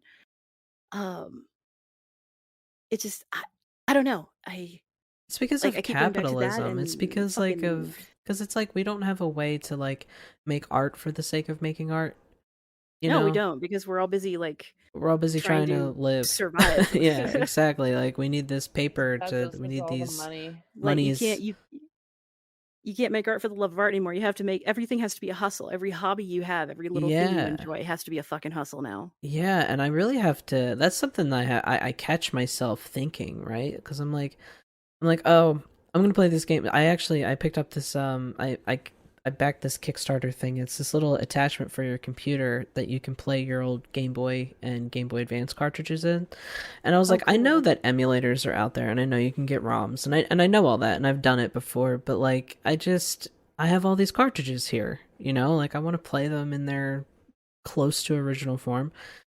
So I got this little adapter thing, and you know, I was playing this old RPG that I love to play on Game Boy Advance, Golden Sun, and I started playing it, and Oh yeah, it's a great game. wait, maybe I should just stream this on the Witches Betwixt channel. And like I literally stopped myself, like I'm like, wow, like me trying to capitalize on the fact that I'm just revisiting this old game. Like, yeah, it would be cool and it would fit the theme. It was a good idea, but it was also just like, man, why can't I let myself just sit here and fucking relax for like 1 second, you know? Right? Exactly. It's like and it's weird to kind of juggle that because one of the common pieces of wisdom you're given when you're a writer is always be writing. Mm-hmm. Always be thinking, always be writing. And you do kind of have to do that when you're creating things, when you're creating content, whether it's artwork, whether you're writing, whether you're making music, You have to be whether involved in you're a that process. comedian. You know, you always have to be thinking about new material and you always have to be writing, but at the same time, like you do need to decompress. You do need to step back and Mm-hmm. not do that shit for a little while, And it you just know? sucks because, like, when you want to, but you're like, man, I just don't have the energy. I have enough energy to devote to this part of it, but not the extra part of it. You know, it's just so frustrating It that is. that energy doesn't seem to just kind of materialize when you need it. Yeah, I mean, first and second law of thermodynamics, man. We Mm-hmm. exist that way. We do. So Energy.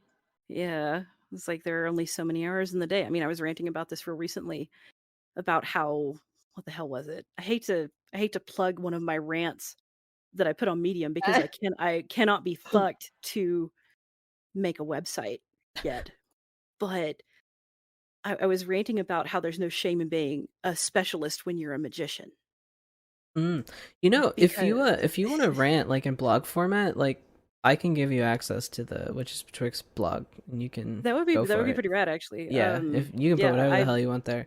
I have a lot of bitching and ranting to do. But Good, like and it's all hooked up to the social media accounts, so it'll just share it instantly. So.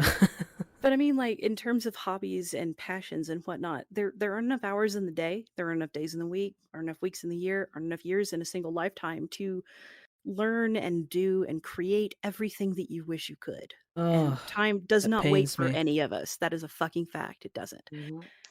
But it's about not fighting that and recognizing that about yourself and prioritizing the things that you know need to be done that would make you happiest.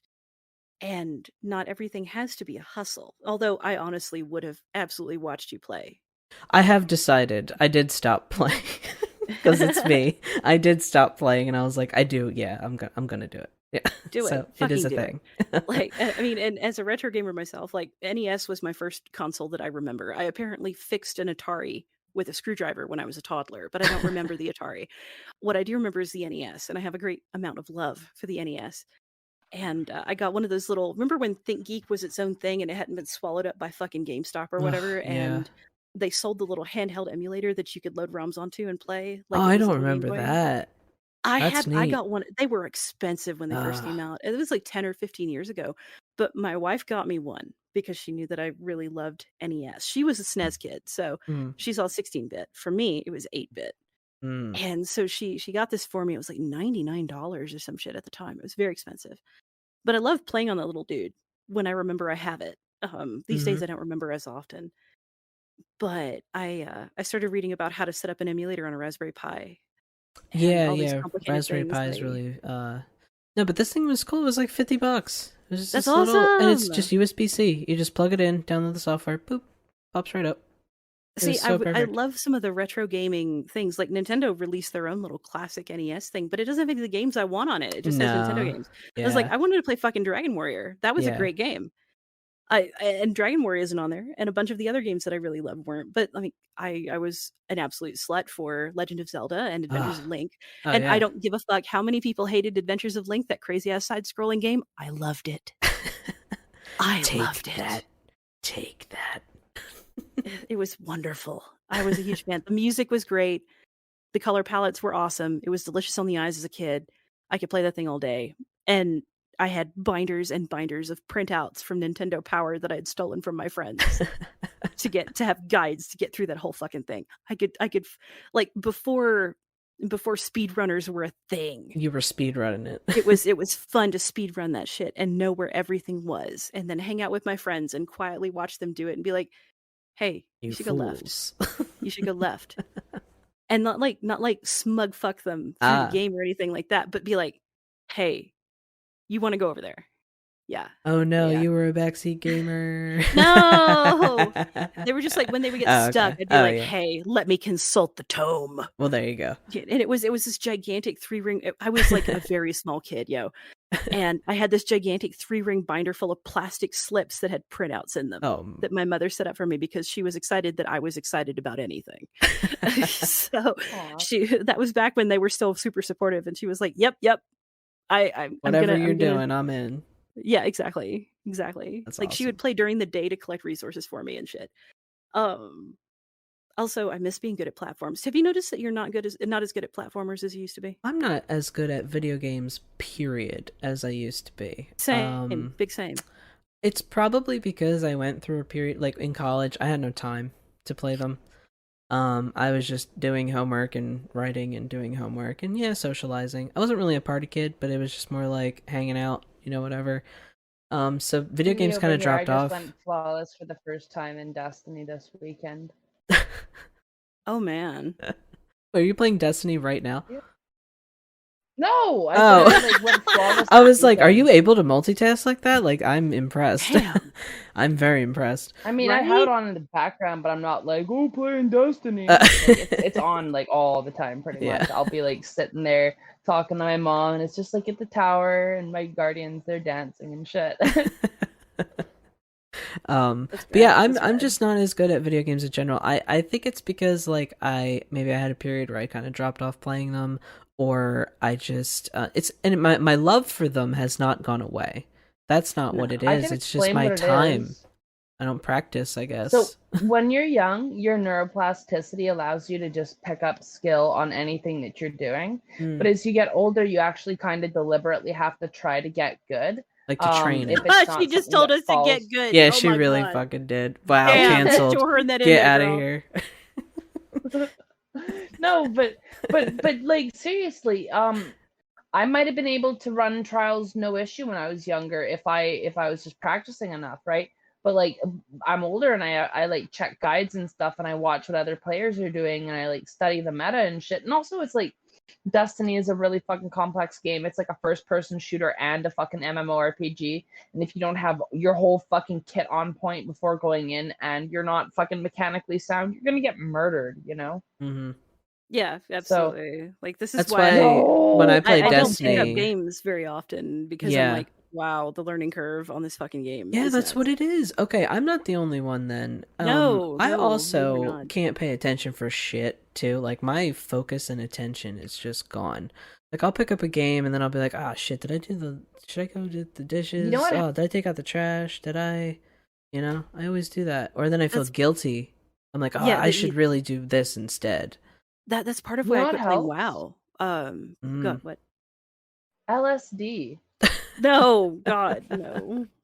Get that neuroplasticity back. Yee. Well, I actually it's been a thing. It's something that has gotten progressively worse since college. So I actually have finally made a step, and I have an ADHD evaluation on Friday. Fuck yeah, bud.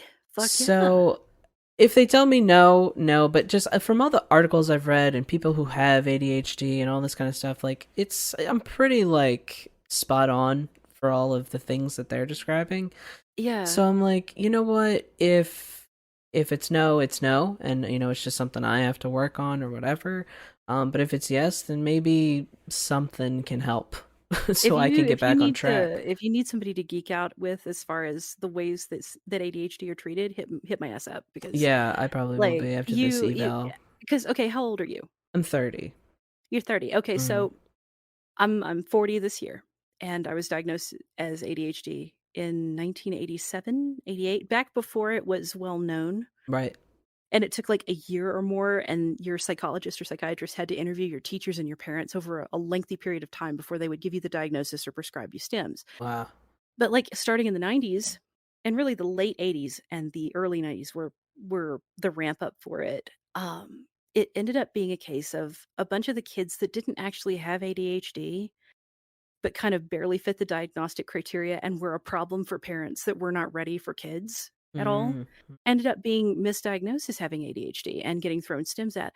And the kids that really needed it kind of got thrown to the wayside. They did, because that H, when they added the H to it, because it used to just be ADD, attention deficit disorder, not attention deficit hyperactivity disorder. I was never hyperactive. I'm still not hyperactive. Yeah. And a lot of us aren't. A lot of us are inattentive type, the I type. And some of that is genetics, depending on which of your parents you inherited it from, your hormone profile, your gender, your sex, a lot of things. I forget shit real good. Yeah. It all started in college. I don't know. Maybe it was just something in college that... Maybe. I mean, it's a genetic disorder that takes time to manifest, and sometimes it can express later on. I also heard in AFAB people, it usually expresses later on. Yeah. That's what I've Yeah, heard. it does. But it ended up being a case of a lot of the kids that didn't really need the diagnosis and didn't have it ended up getting prescribed stims. And then they kind of got they're kind of addictive, right? No, not really. It depends on how you take them. Oh my God. They can be if you have a certain type of personality. But a lot of the folks that are addicted to stims are not the folks with ADHD, because stims do not, like CNS, the central nervous system, CNS stims do not hit someone with ADHD the same way they do someone who doesn't have it, a neurotypical. They don't. Okay. So if I feel like evened out, if I suppose they prescribe me something, they say I have ADHD, they prescribe me something. That's a tried and true way to know, because like if you have someone with ADHD who takes, and like for me, I take 60 milligrams of extended release Adderall a day. I can sleep on it, y'all. Do you crash? I crash. I can sleep once it kicks in. It's relaxing and soothing and settling, and I can think.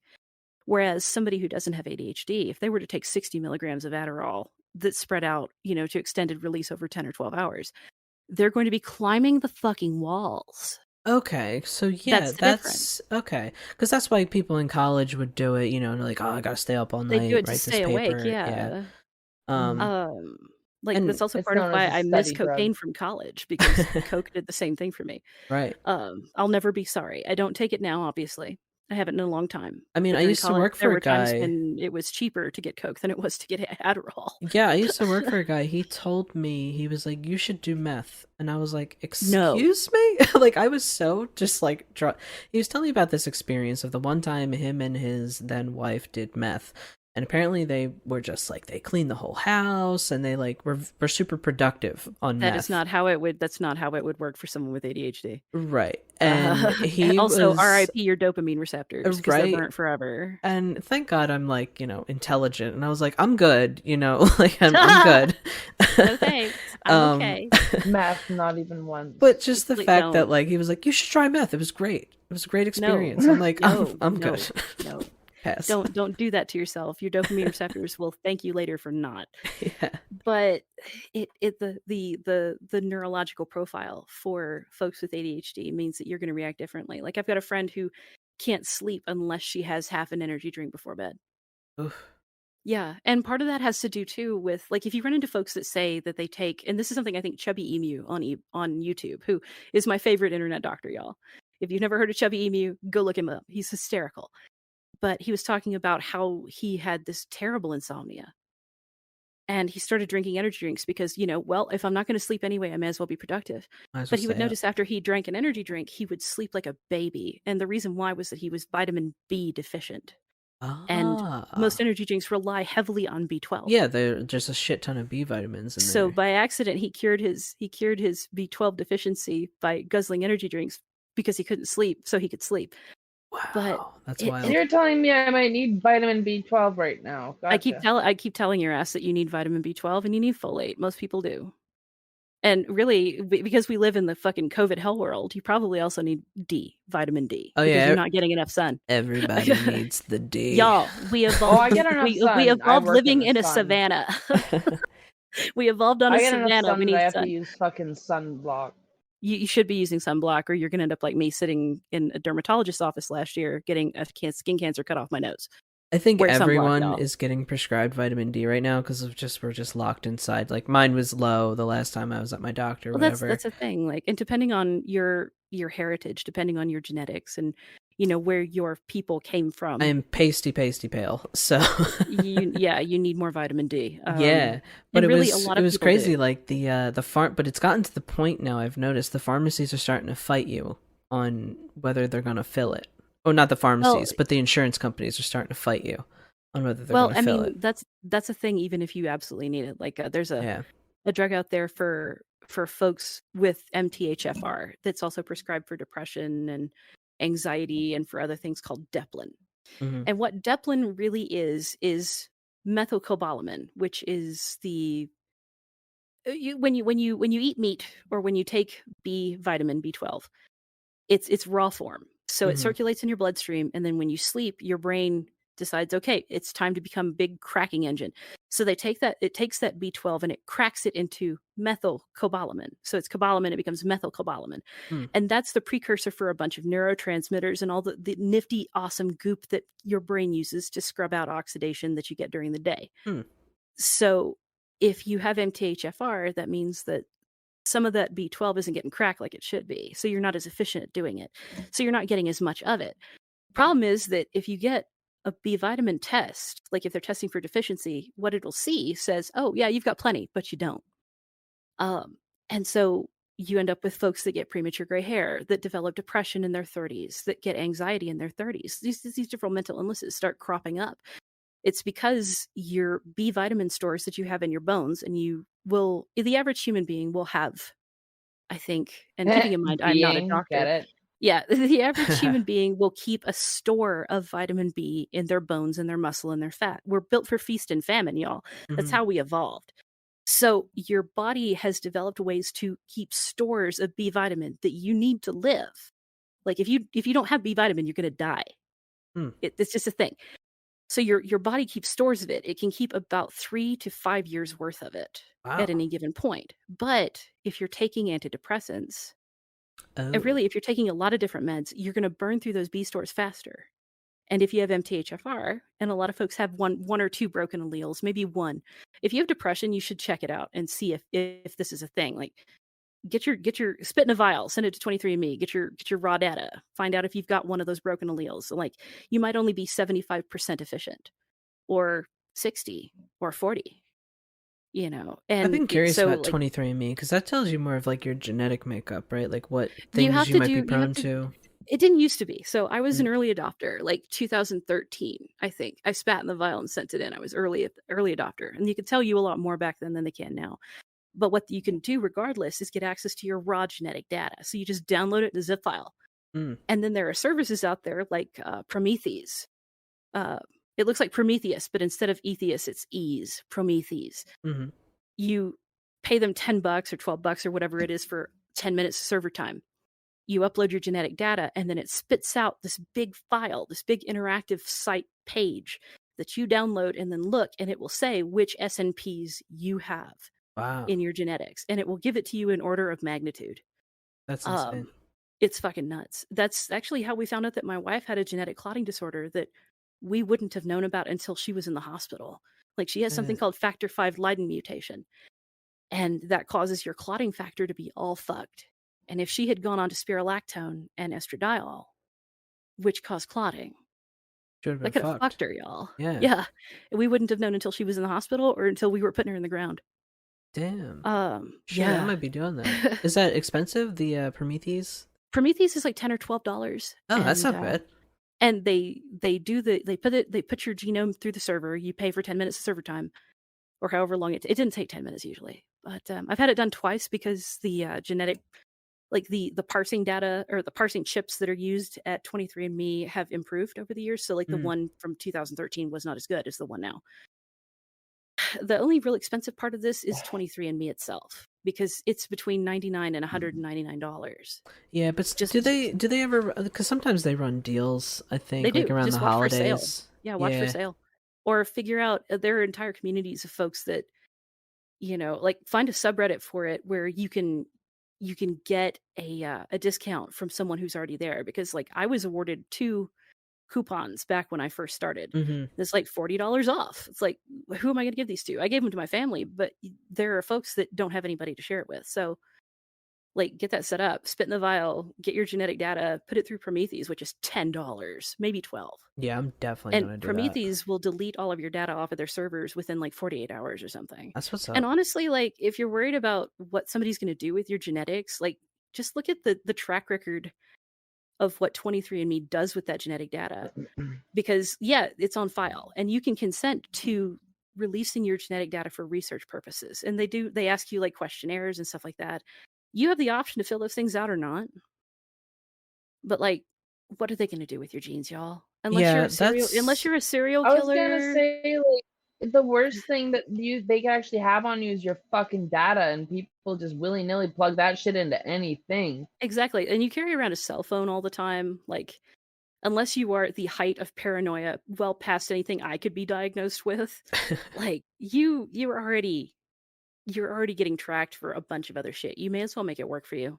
I know. I was just thinking in my head, I'm like, I can hear the people like, they got my DNA, especially with the Prometheus thing. You know, like you run it through a server. I can hear the people screaming. No, they're gonna clone you. You're gonna be in a movie. It's gonna be Orphan Black all over. Jesus Christ! But like, what are they gonna do with my broke ass genes? If anything, what I'm doing is contributing to a research pool that, I mean, and look at the different research that 23andMe has turned out in less than 10 years, y'all. Yeah, it's amazing. They've got millions of people and millions of different genetic profiles and millions of survey results that they can parse through and look for commonalities. This is helping people. Like this is correcting different things in the SNPedia, which is like the big genetic wiki.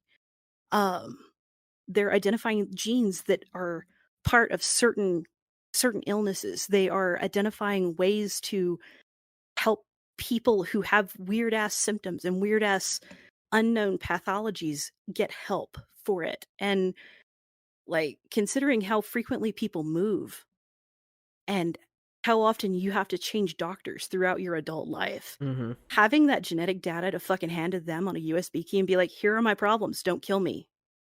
Yeah, that's pretty much what I've been trying to do, because I've just been like, now I just write down all the meds I'm on, now I just write down all the things I have, all the things I've had done, because like it's easy, it's easier. Like I'm just trying to, and also whenever I get blood work done, because my doctor always does that thing of like, you know, you get blood work done and then I call you about it, you know, whatever. But I see it before he even calls me, because it's an app that I have on my phone. Exactly. I just go over to Quest and it just goes right to the thing and I can see how I'm doing. Yeah, like you have access to all of your own results. Like I love it. I feel like I have control over my health. Somewhat. You do, and you have access to your records in a way that people didn't used to. Because like it used to be, there was a big scandal about this about 10 years ago where people were getting access to their medical records that had never had access to their medical records before. And they were seeing all these candid little notes that doctors would leave in their charts. And one of them was TTFO. And it what was found was that some of those things were very crude. And TTFO got taken to court because it means told to fuck off. Oh. But in court, he was like, no, it means to take orally with fluids. It's like, okay. Yeah. But like, now that we have access to our records, you have more agency over your doctor. So like, for instance, my wife, I'm using her as an example. I'm sure she's going to hate this, but she has factor V Leiden mutation. That's something that we knew before the blood. I mean, and literally we went to the blood doctor and I'm like, she has this. The dude laughed at me. He was like, oh, you read about that on WebMD? It's like, no, I looked at her genetic data. Oh, okay, we'll see. Lo and behold, fucking look. There it is in the blood test results. Right. And now I have those blood test results. And if we go anywhere else, because we're going to be moving across states soon, I can go to her next doctor and be like, here is her chart. Here is her entire ass binder. Here are the tests that she has been given. And those are things that you didn't have access to 20 years ago. And if they're a good doctor, they're going to be ecstatic to have that information. Exactly. I hate how that doctor's response is, what did you look that up on WebMD? Like, the problem that I've encountered actually over here even is, I had one time where I suspected what my issue was, and I told the doctor it, and he deliberately tried to find anything that wasn't that just to prove me wrong. See, that's old school doctor shit, and I hate to be ageist. I do. Because there are some excellent doctors out there who are older who have been at this for a long fucking time. But they were taught and they came up behaving in a certain way and viewing patients and patient concerns in a certain way, right? Pre-internet, most of them. New doctors are now taught, okay, look, if you hear the hoofbeats, you need to think horses, not zebras. So they're going to start from the bottom. So say you go in with stomach ache. The first thing they're going to think is, okay, well, do you have an ulcer? You know, these little low level things. They're not going to start looking at the top scariest things. That's what doctors do. They try to be rational about this and not fly off the handle, because not only is that expensive for their patient, that scares their patient unnecessarily. Whereas the patient... And it can cause them to get more ill too. It can. Meanwhile, the patient, you've got all these symptoms. All you've got is WebMD and Google. So you search, and of course, WebMD is going to spit out cancer or brain cancer. Everybody's or got cancer, according to WebMD. Well, I mean, honestly, with how long we're living, a lot of, like, a sizable percentage of people will have cancer, and that will be what kills them. That is true. It's like 30%, I want to say. It's just crazy. You type in any symptom on WebMD, and it's like cancer. And you're like, so, fuck. like, I feel bad for doctors, because especially the older ones who aren't used to this, because, you know, this is something they've only dealt with in the last 20 years. Yeah, a patient coming in and being like, I've got X random ass rare disease that only like one or two people in an entire million population of people have, and you have to talk them down from that. Like walking in with fucking gastrointestinal, like you walk in with food poisoning and you're convinced you have botulism. It's like, it's not fucking botulism, y'all. I've kind of found a middle ground with doctors. Like, if I do my own research, I'll be like, all right, doc, so this is what I read on my own. Now you tell me. But like, new doctors are trained to ask the patient, what do you think is going on? Mm-hmm. And I have noticed that from younger doctors. That patient knows more about their own body and lives in their own body 24/7. Mm-hmm. I mean, and yeah, they may end up telling you something you don't want to hear. And that's the problem too, is like, it's a weird line to walk. Like, I'm overweight, I'm female, I'm white. Well, I'm presenting as white, I'm passing as white. So if I walk into a place and say, you know, hey, I've got this and this and this going on, they're going to look at me, and the first thing they're going to think is, well, you're overweight. Yep. You need to lose some weight. And the problem with that is that it doesn't matter what it is. Mm-hmm. And the problem with that is that there are certain things that, yeah, it absolutely is your fucking weight. And people don't want to hear that. And they get upset and they go find another doctor. And that doctor who's trying to help you, who maybe didn't say it the way they needed to, or maybe didn't realize how sensitive you are about it, then loses a patient in favor of a doctor who's like, oh no, it's this and this and this. We need to treat these things and all these tests. Sometimes it really is just your weight, y'all. Sometimes it's just a cold. So you have to kind of balance that out. Like, you can't go into a doctor's office with a chip on your shoulder planning to go to war if they tell you you're fat. No. If you're fat, you're fat. I mean, if it might sting to hear it, it still stings me to hear it sometimes, but I'm working on it. Everybody else is too. That's like, you know, I always say it to them before they even say it to me now. You know, like, they're like, oh, you know, do you have any pre-existing conditions? I'm like, well, I'm diabetic and I'm overweight, so there you go. You know, like, yeah, exactly. Just acknowledge it so that they know they can talk to you about it frankly. Exactly. But like, most doctors now that are coming out of med school are taught to ask, hey, what do you think is going on with you? Mm-hmm. And it's their job to help figure out what your symptoms mean and explain them to you, and then help treat the underlying cause and the symptoms themselves. Like, but for certain things, it gets weird. Like, I'm schizophrenic. I am very fortunate in that I maintain self-awareness most times. Mm-hmm. There have been a few times when I haven't, but like, I'm actually one of those few who has managed to stay out of the inpatient facilities. That might not be the case forever, but for now it is. But if I walk into a psychiatrist's office and say, these are my diagnoses, they're going to be like, your prior doctor was an idiot. This is not true. And you have to defend it. And you have to provide all of your results. And you have to say, look, this is what's going on. I've been through this for 15, 20 years now. This is the deal. I realize that I don't look familiar to you and my symptoms don't look familiar to you. But here are the studies. Here are my records. And like, you have to go in and once you know those things, but you also have to be open to the possibility that maybe you were misdiagnosed. Like for years, I was that way when I was misdiagnosed as bipolar 2, because like nobody would entertain the thought that I might have a psychotic disorder, right? Because I can still string words together and am somewhat functional and am cognizant of my own symptoms. So it could possibly be schizophrenia. I'm not drooling. I'm not an idiot. All these other things. These old outmoded ideas. And it took an MRI. So like you have to go in and be prepared to defend that shit, but you also have to be prepared for the possibility that you were misdiagnosed. Like I was. Like I didn't want it to be schizophrenia. Nobody wants to be schizophrenic, y'all. Right. Nobody does. Because once that gets put on your chart, everything about you changes. The way you're treated in a hospital changes. The way you're treated by doctors, friends, yeah, you roll up with a stomach ache, like you could actually have your appendix bursting or whatever, but they're like, oh, well, you're schizophrenic, so listen, we can't. You know what I mean? Like exactly. You get second guessed for everything. So like nobody wants that on their chart. I didn't want that on my chart. I thought I had dodged that bullet, but it turns out I didn't. My onset was so insidious that it just slipped under the notice.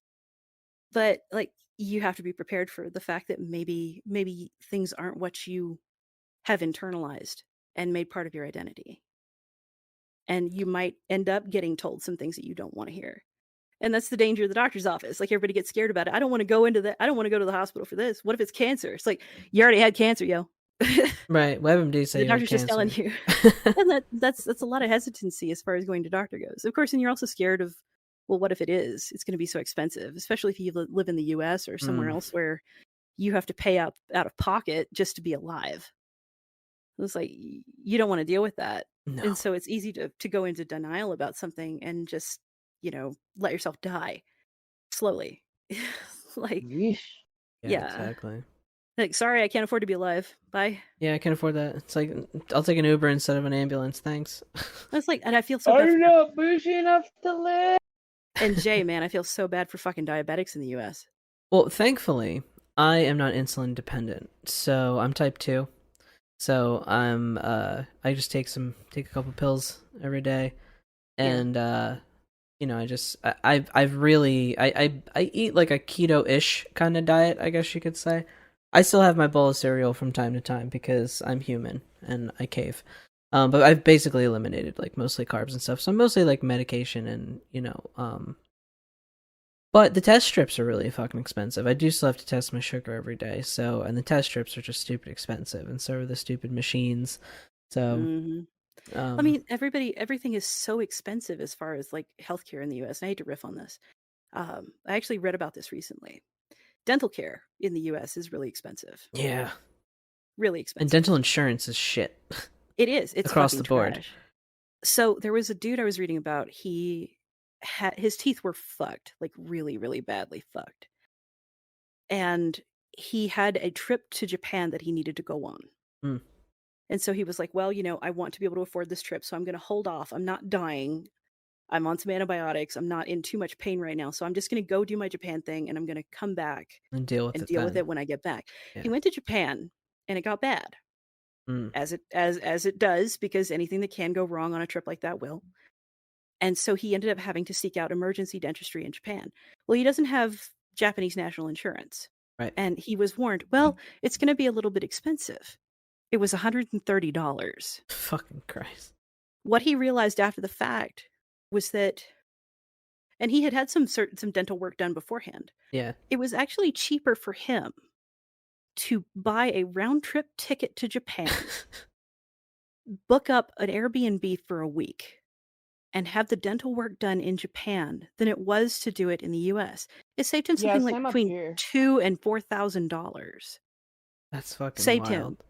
It's like, I used to think medical tourism was such a bad, shady idea. I did. But then when you live close to the Mexican border, you discover, hey, this is a thriving fucking industry for a reason.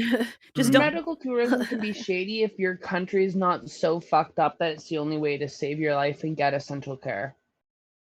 Yeah, I mean, like look at right now, Texas with the abortion ban.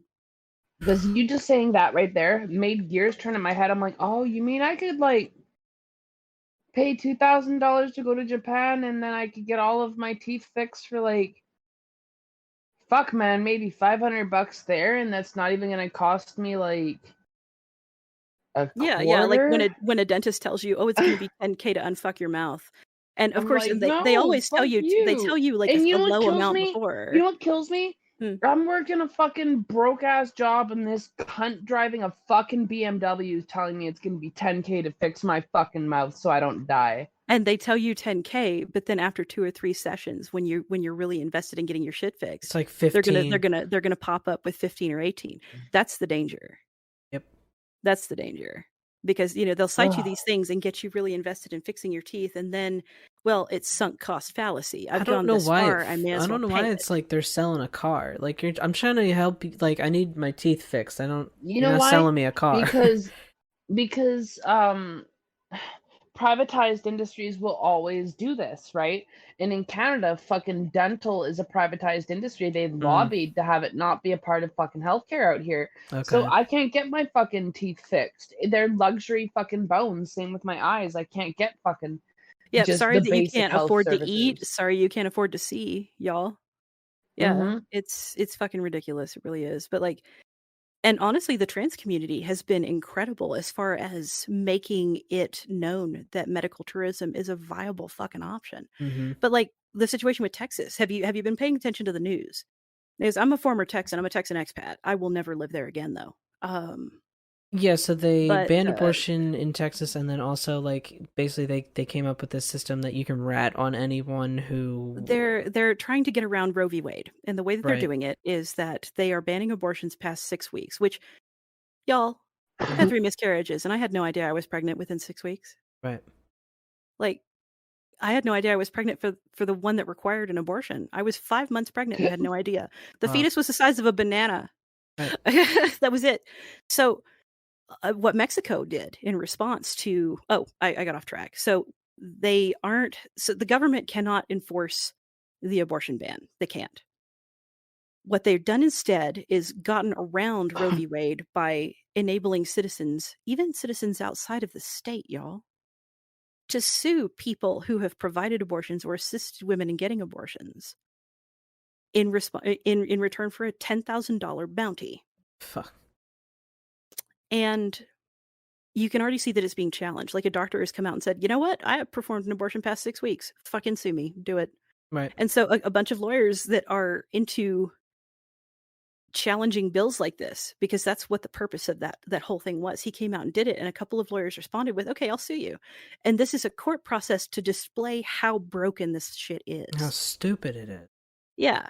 Well, good guy Mexico responded to the Texas abortion ban by decriminalizing abortion entirely. And they're like, you know what? Y'all can't go to Louisiana. You can't go to New Mexico. You can't go to Alabama or any other states to do this. Come to Mexico. We'll help you out. And it's fucking rad that they did that. Mexico. Good guy Mexico. Good guy Mexico. It's really fucking weird how that works, right? But I got off track, and I keep getting off track because ADHD, despite having meds. The trans community has been indispensable and life-saving in some cases in making it clear that medical tourism is a completely viable fucking option. Well, yeah, Sophia, you went overseas. You had your voice done in South Korea, right? I had to. There's no other place you can get it fucking done. Yeah. Oh, okay. So that was a different situation then. Yeah. Yes.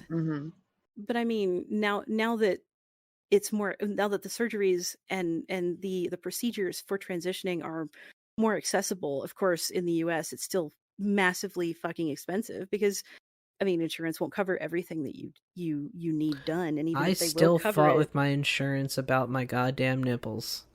So oh my god. even like we did all the codes, we did all the and like my surgeon was really cool, and like their office people were cool of getting the correct code sent to the correct whatever. Just once you talk about nipples, man, it just all goes downhill. Well, I mean, it's up reason. to these private insurance companies and the doctors that are employed by these private insurance companies to decide whether or not the surgery is really necessary for if you. it's And necessary. that's some fucking bullshit, y'all. Yeah, I did have to get a letter from like, a mental health professional and all that kind of stuff. And they make it as hard as possible because they don't want to pay out. And that's the danger of letting what is going on in the US happen anywhere else, because like they will gatekeep you until you die. So they don't have to pay you. It's now life insurance's problem to pay that claim. Yeah, exactly. And then they don't pay. They want your money, and they don't want to provide you with the care you need. Well, what if the situation that you're in is not straightforward? What if it's not standard? So what do you do then? Like it's fucking bullshit. It really is. It is. I could rant for hours about this, but I think we've probably spent a lot of time ranting. I was going to say our ranting has totaled up to just under 2 hours. Oh my god. If you do want the episodes to be shorter, you're going to have to call it for us because we can't see the timer. Yes. I will start setting a timer, but like no, that's okay. I figured this session would be longer since it's kind of our first one. We haven't had an episode in a while, and there's like a lot to let out. But going forward, I'll probably miss you. We love you. Yes. It's been a while. Hopefully you all enjoyed this kind of we're going back to the OG format of where it was just me and Scott at the kitchen table just talking about stuff. We're kind of not setting topics. It's kind of nice. Kind of rad. Yeah, I like the conversational format. It's pretty cool. I like how it just kind of flows. So yeah, that's what we're switching to. Does anyone have any kind of concluding statements that they kind of want to wrap up on? Trudeau. Yeah, fuck Trudeau. Oh, there you go. Fuck Trudeau. That's a good one to end on. And fuck Astroheal. Yeah, or Starheal. Starheal, Yeah. Astro. If there's someone named Astroheal, I am so sorry. Yes. Starheal is what I mean. Starheal. Not gonna lie, taste. too. Bad taste. Your name's shitty. Every time you say Starheal, I think about a heel on a person. I know. I was like, I think about weird ass like ascensionists, the weird like the Star Children. Thousands of pages of ascensionist wiki glossary. Which, if you ever need to feel real sane, y'all, look up Ascension Glossary or Ascension Wiki. Oh, and just pick a random ass page and read it, because that shit will make you feel sane. Minor under 30-second rant about stuff that we were saying earlier. People always be talking about 5G shit, and all of a sudden, like, fuck, man, what happened to 4D, huh? Like, 4G you send into 5. Yeah. You send into 5D all of a sudden, but you fucking just skip 4D. Oh yeah. Oh no, 4G networks are everywhere. It's just like time. I'm just gonna go up to 5D because that's how that works. Oh, right? 5D. I thought you were saying G for 5D. a second. I said I G to begin with because I'm stupid. 5D. Don't yeah, worry like fucking. Oh god, and it's nuts. Like, I've got a dude, and I haven't blocked him. And I know he doesn't listen to the show. But every now and then he just forgets to take his meds or some shit. And he hits me up like, the way that you can cure your schizophrenia is by becoming a 5-dimensional being. You just think you need to think in 5-dimensional terms. The reason that your brain is broken is that you can feel the 5th dimension, but you don't understand it and you refuse to internalize it. I'm like, okie dokie. Are you telling me that I need to take a 10 tab because that's going to put me in the mental hospital? Can you not? But like, send him a thumbs up emoji and send him on his way. And it's crazy. I haven't heard from this dude in about 3 months, which means because I have mentioned him, he's gonna pop to speak him is You're to gonna invite speak him up. Yep. Like I said, I know he doesn't listen to the show. $1 million. There you've been, my friend. I've been looking for you all along. I know, right? There you are. Suddenly, I took a 10 tab. Suddenly, I'm cured. Yeah. But we are very happy to be back. It is doing this. It is really good to be back. I'll plan my hiatus a little bit better next time, so that way we don't have a gap in Boy, episodes. You don't apologize for your hiatuses. You needed it. You needed the fucking rest. So for now, we are going to wrap up this one. I hope you enjoyed the discussion here today, and we will see you all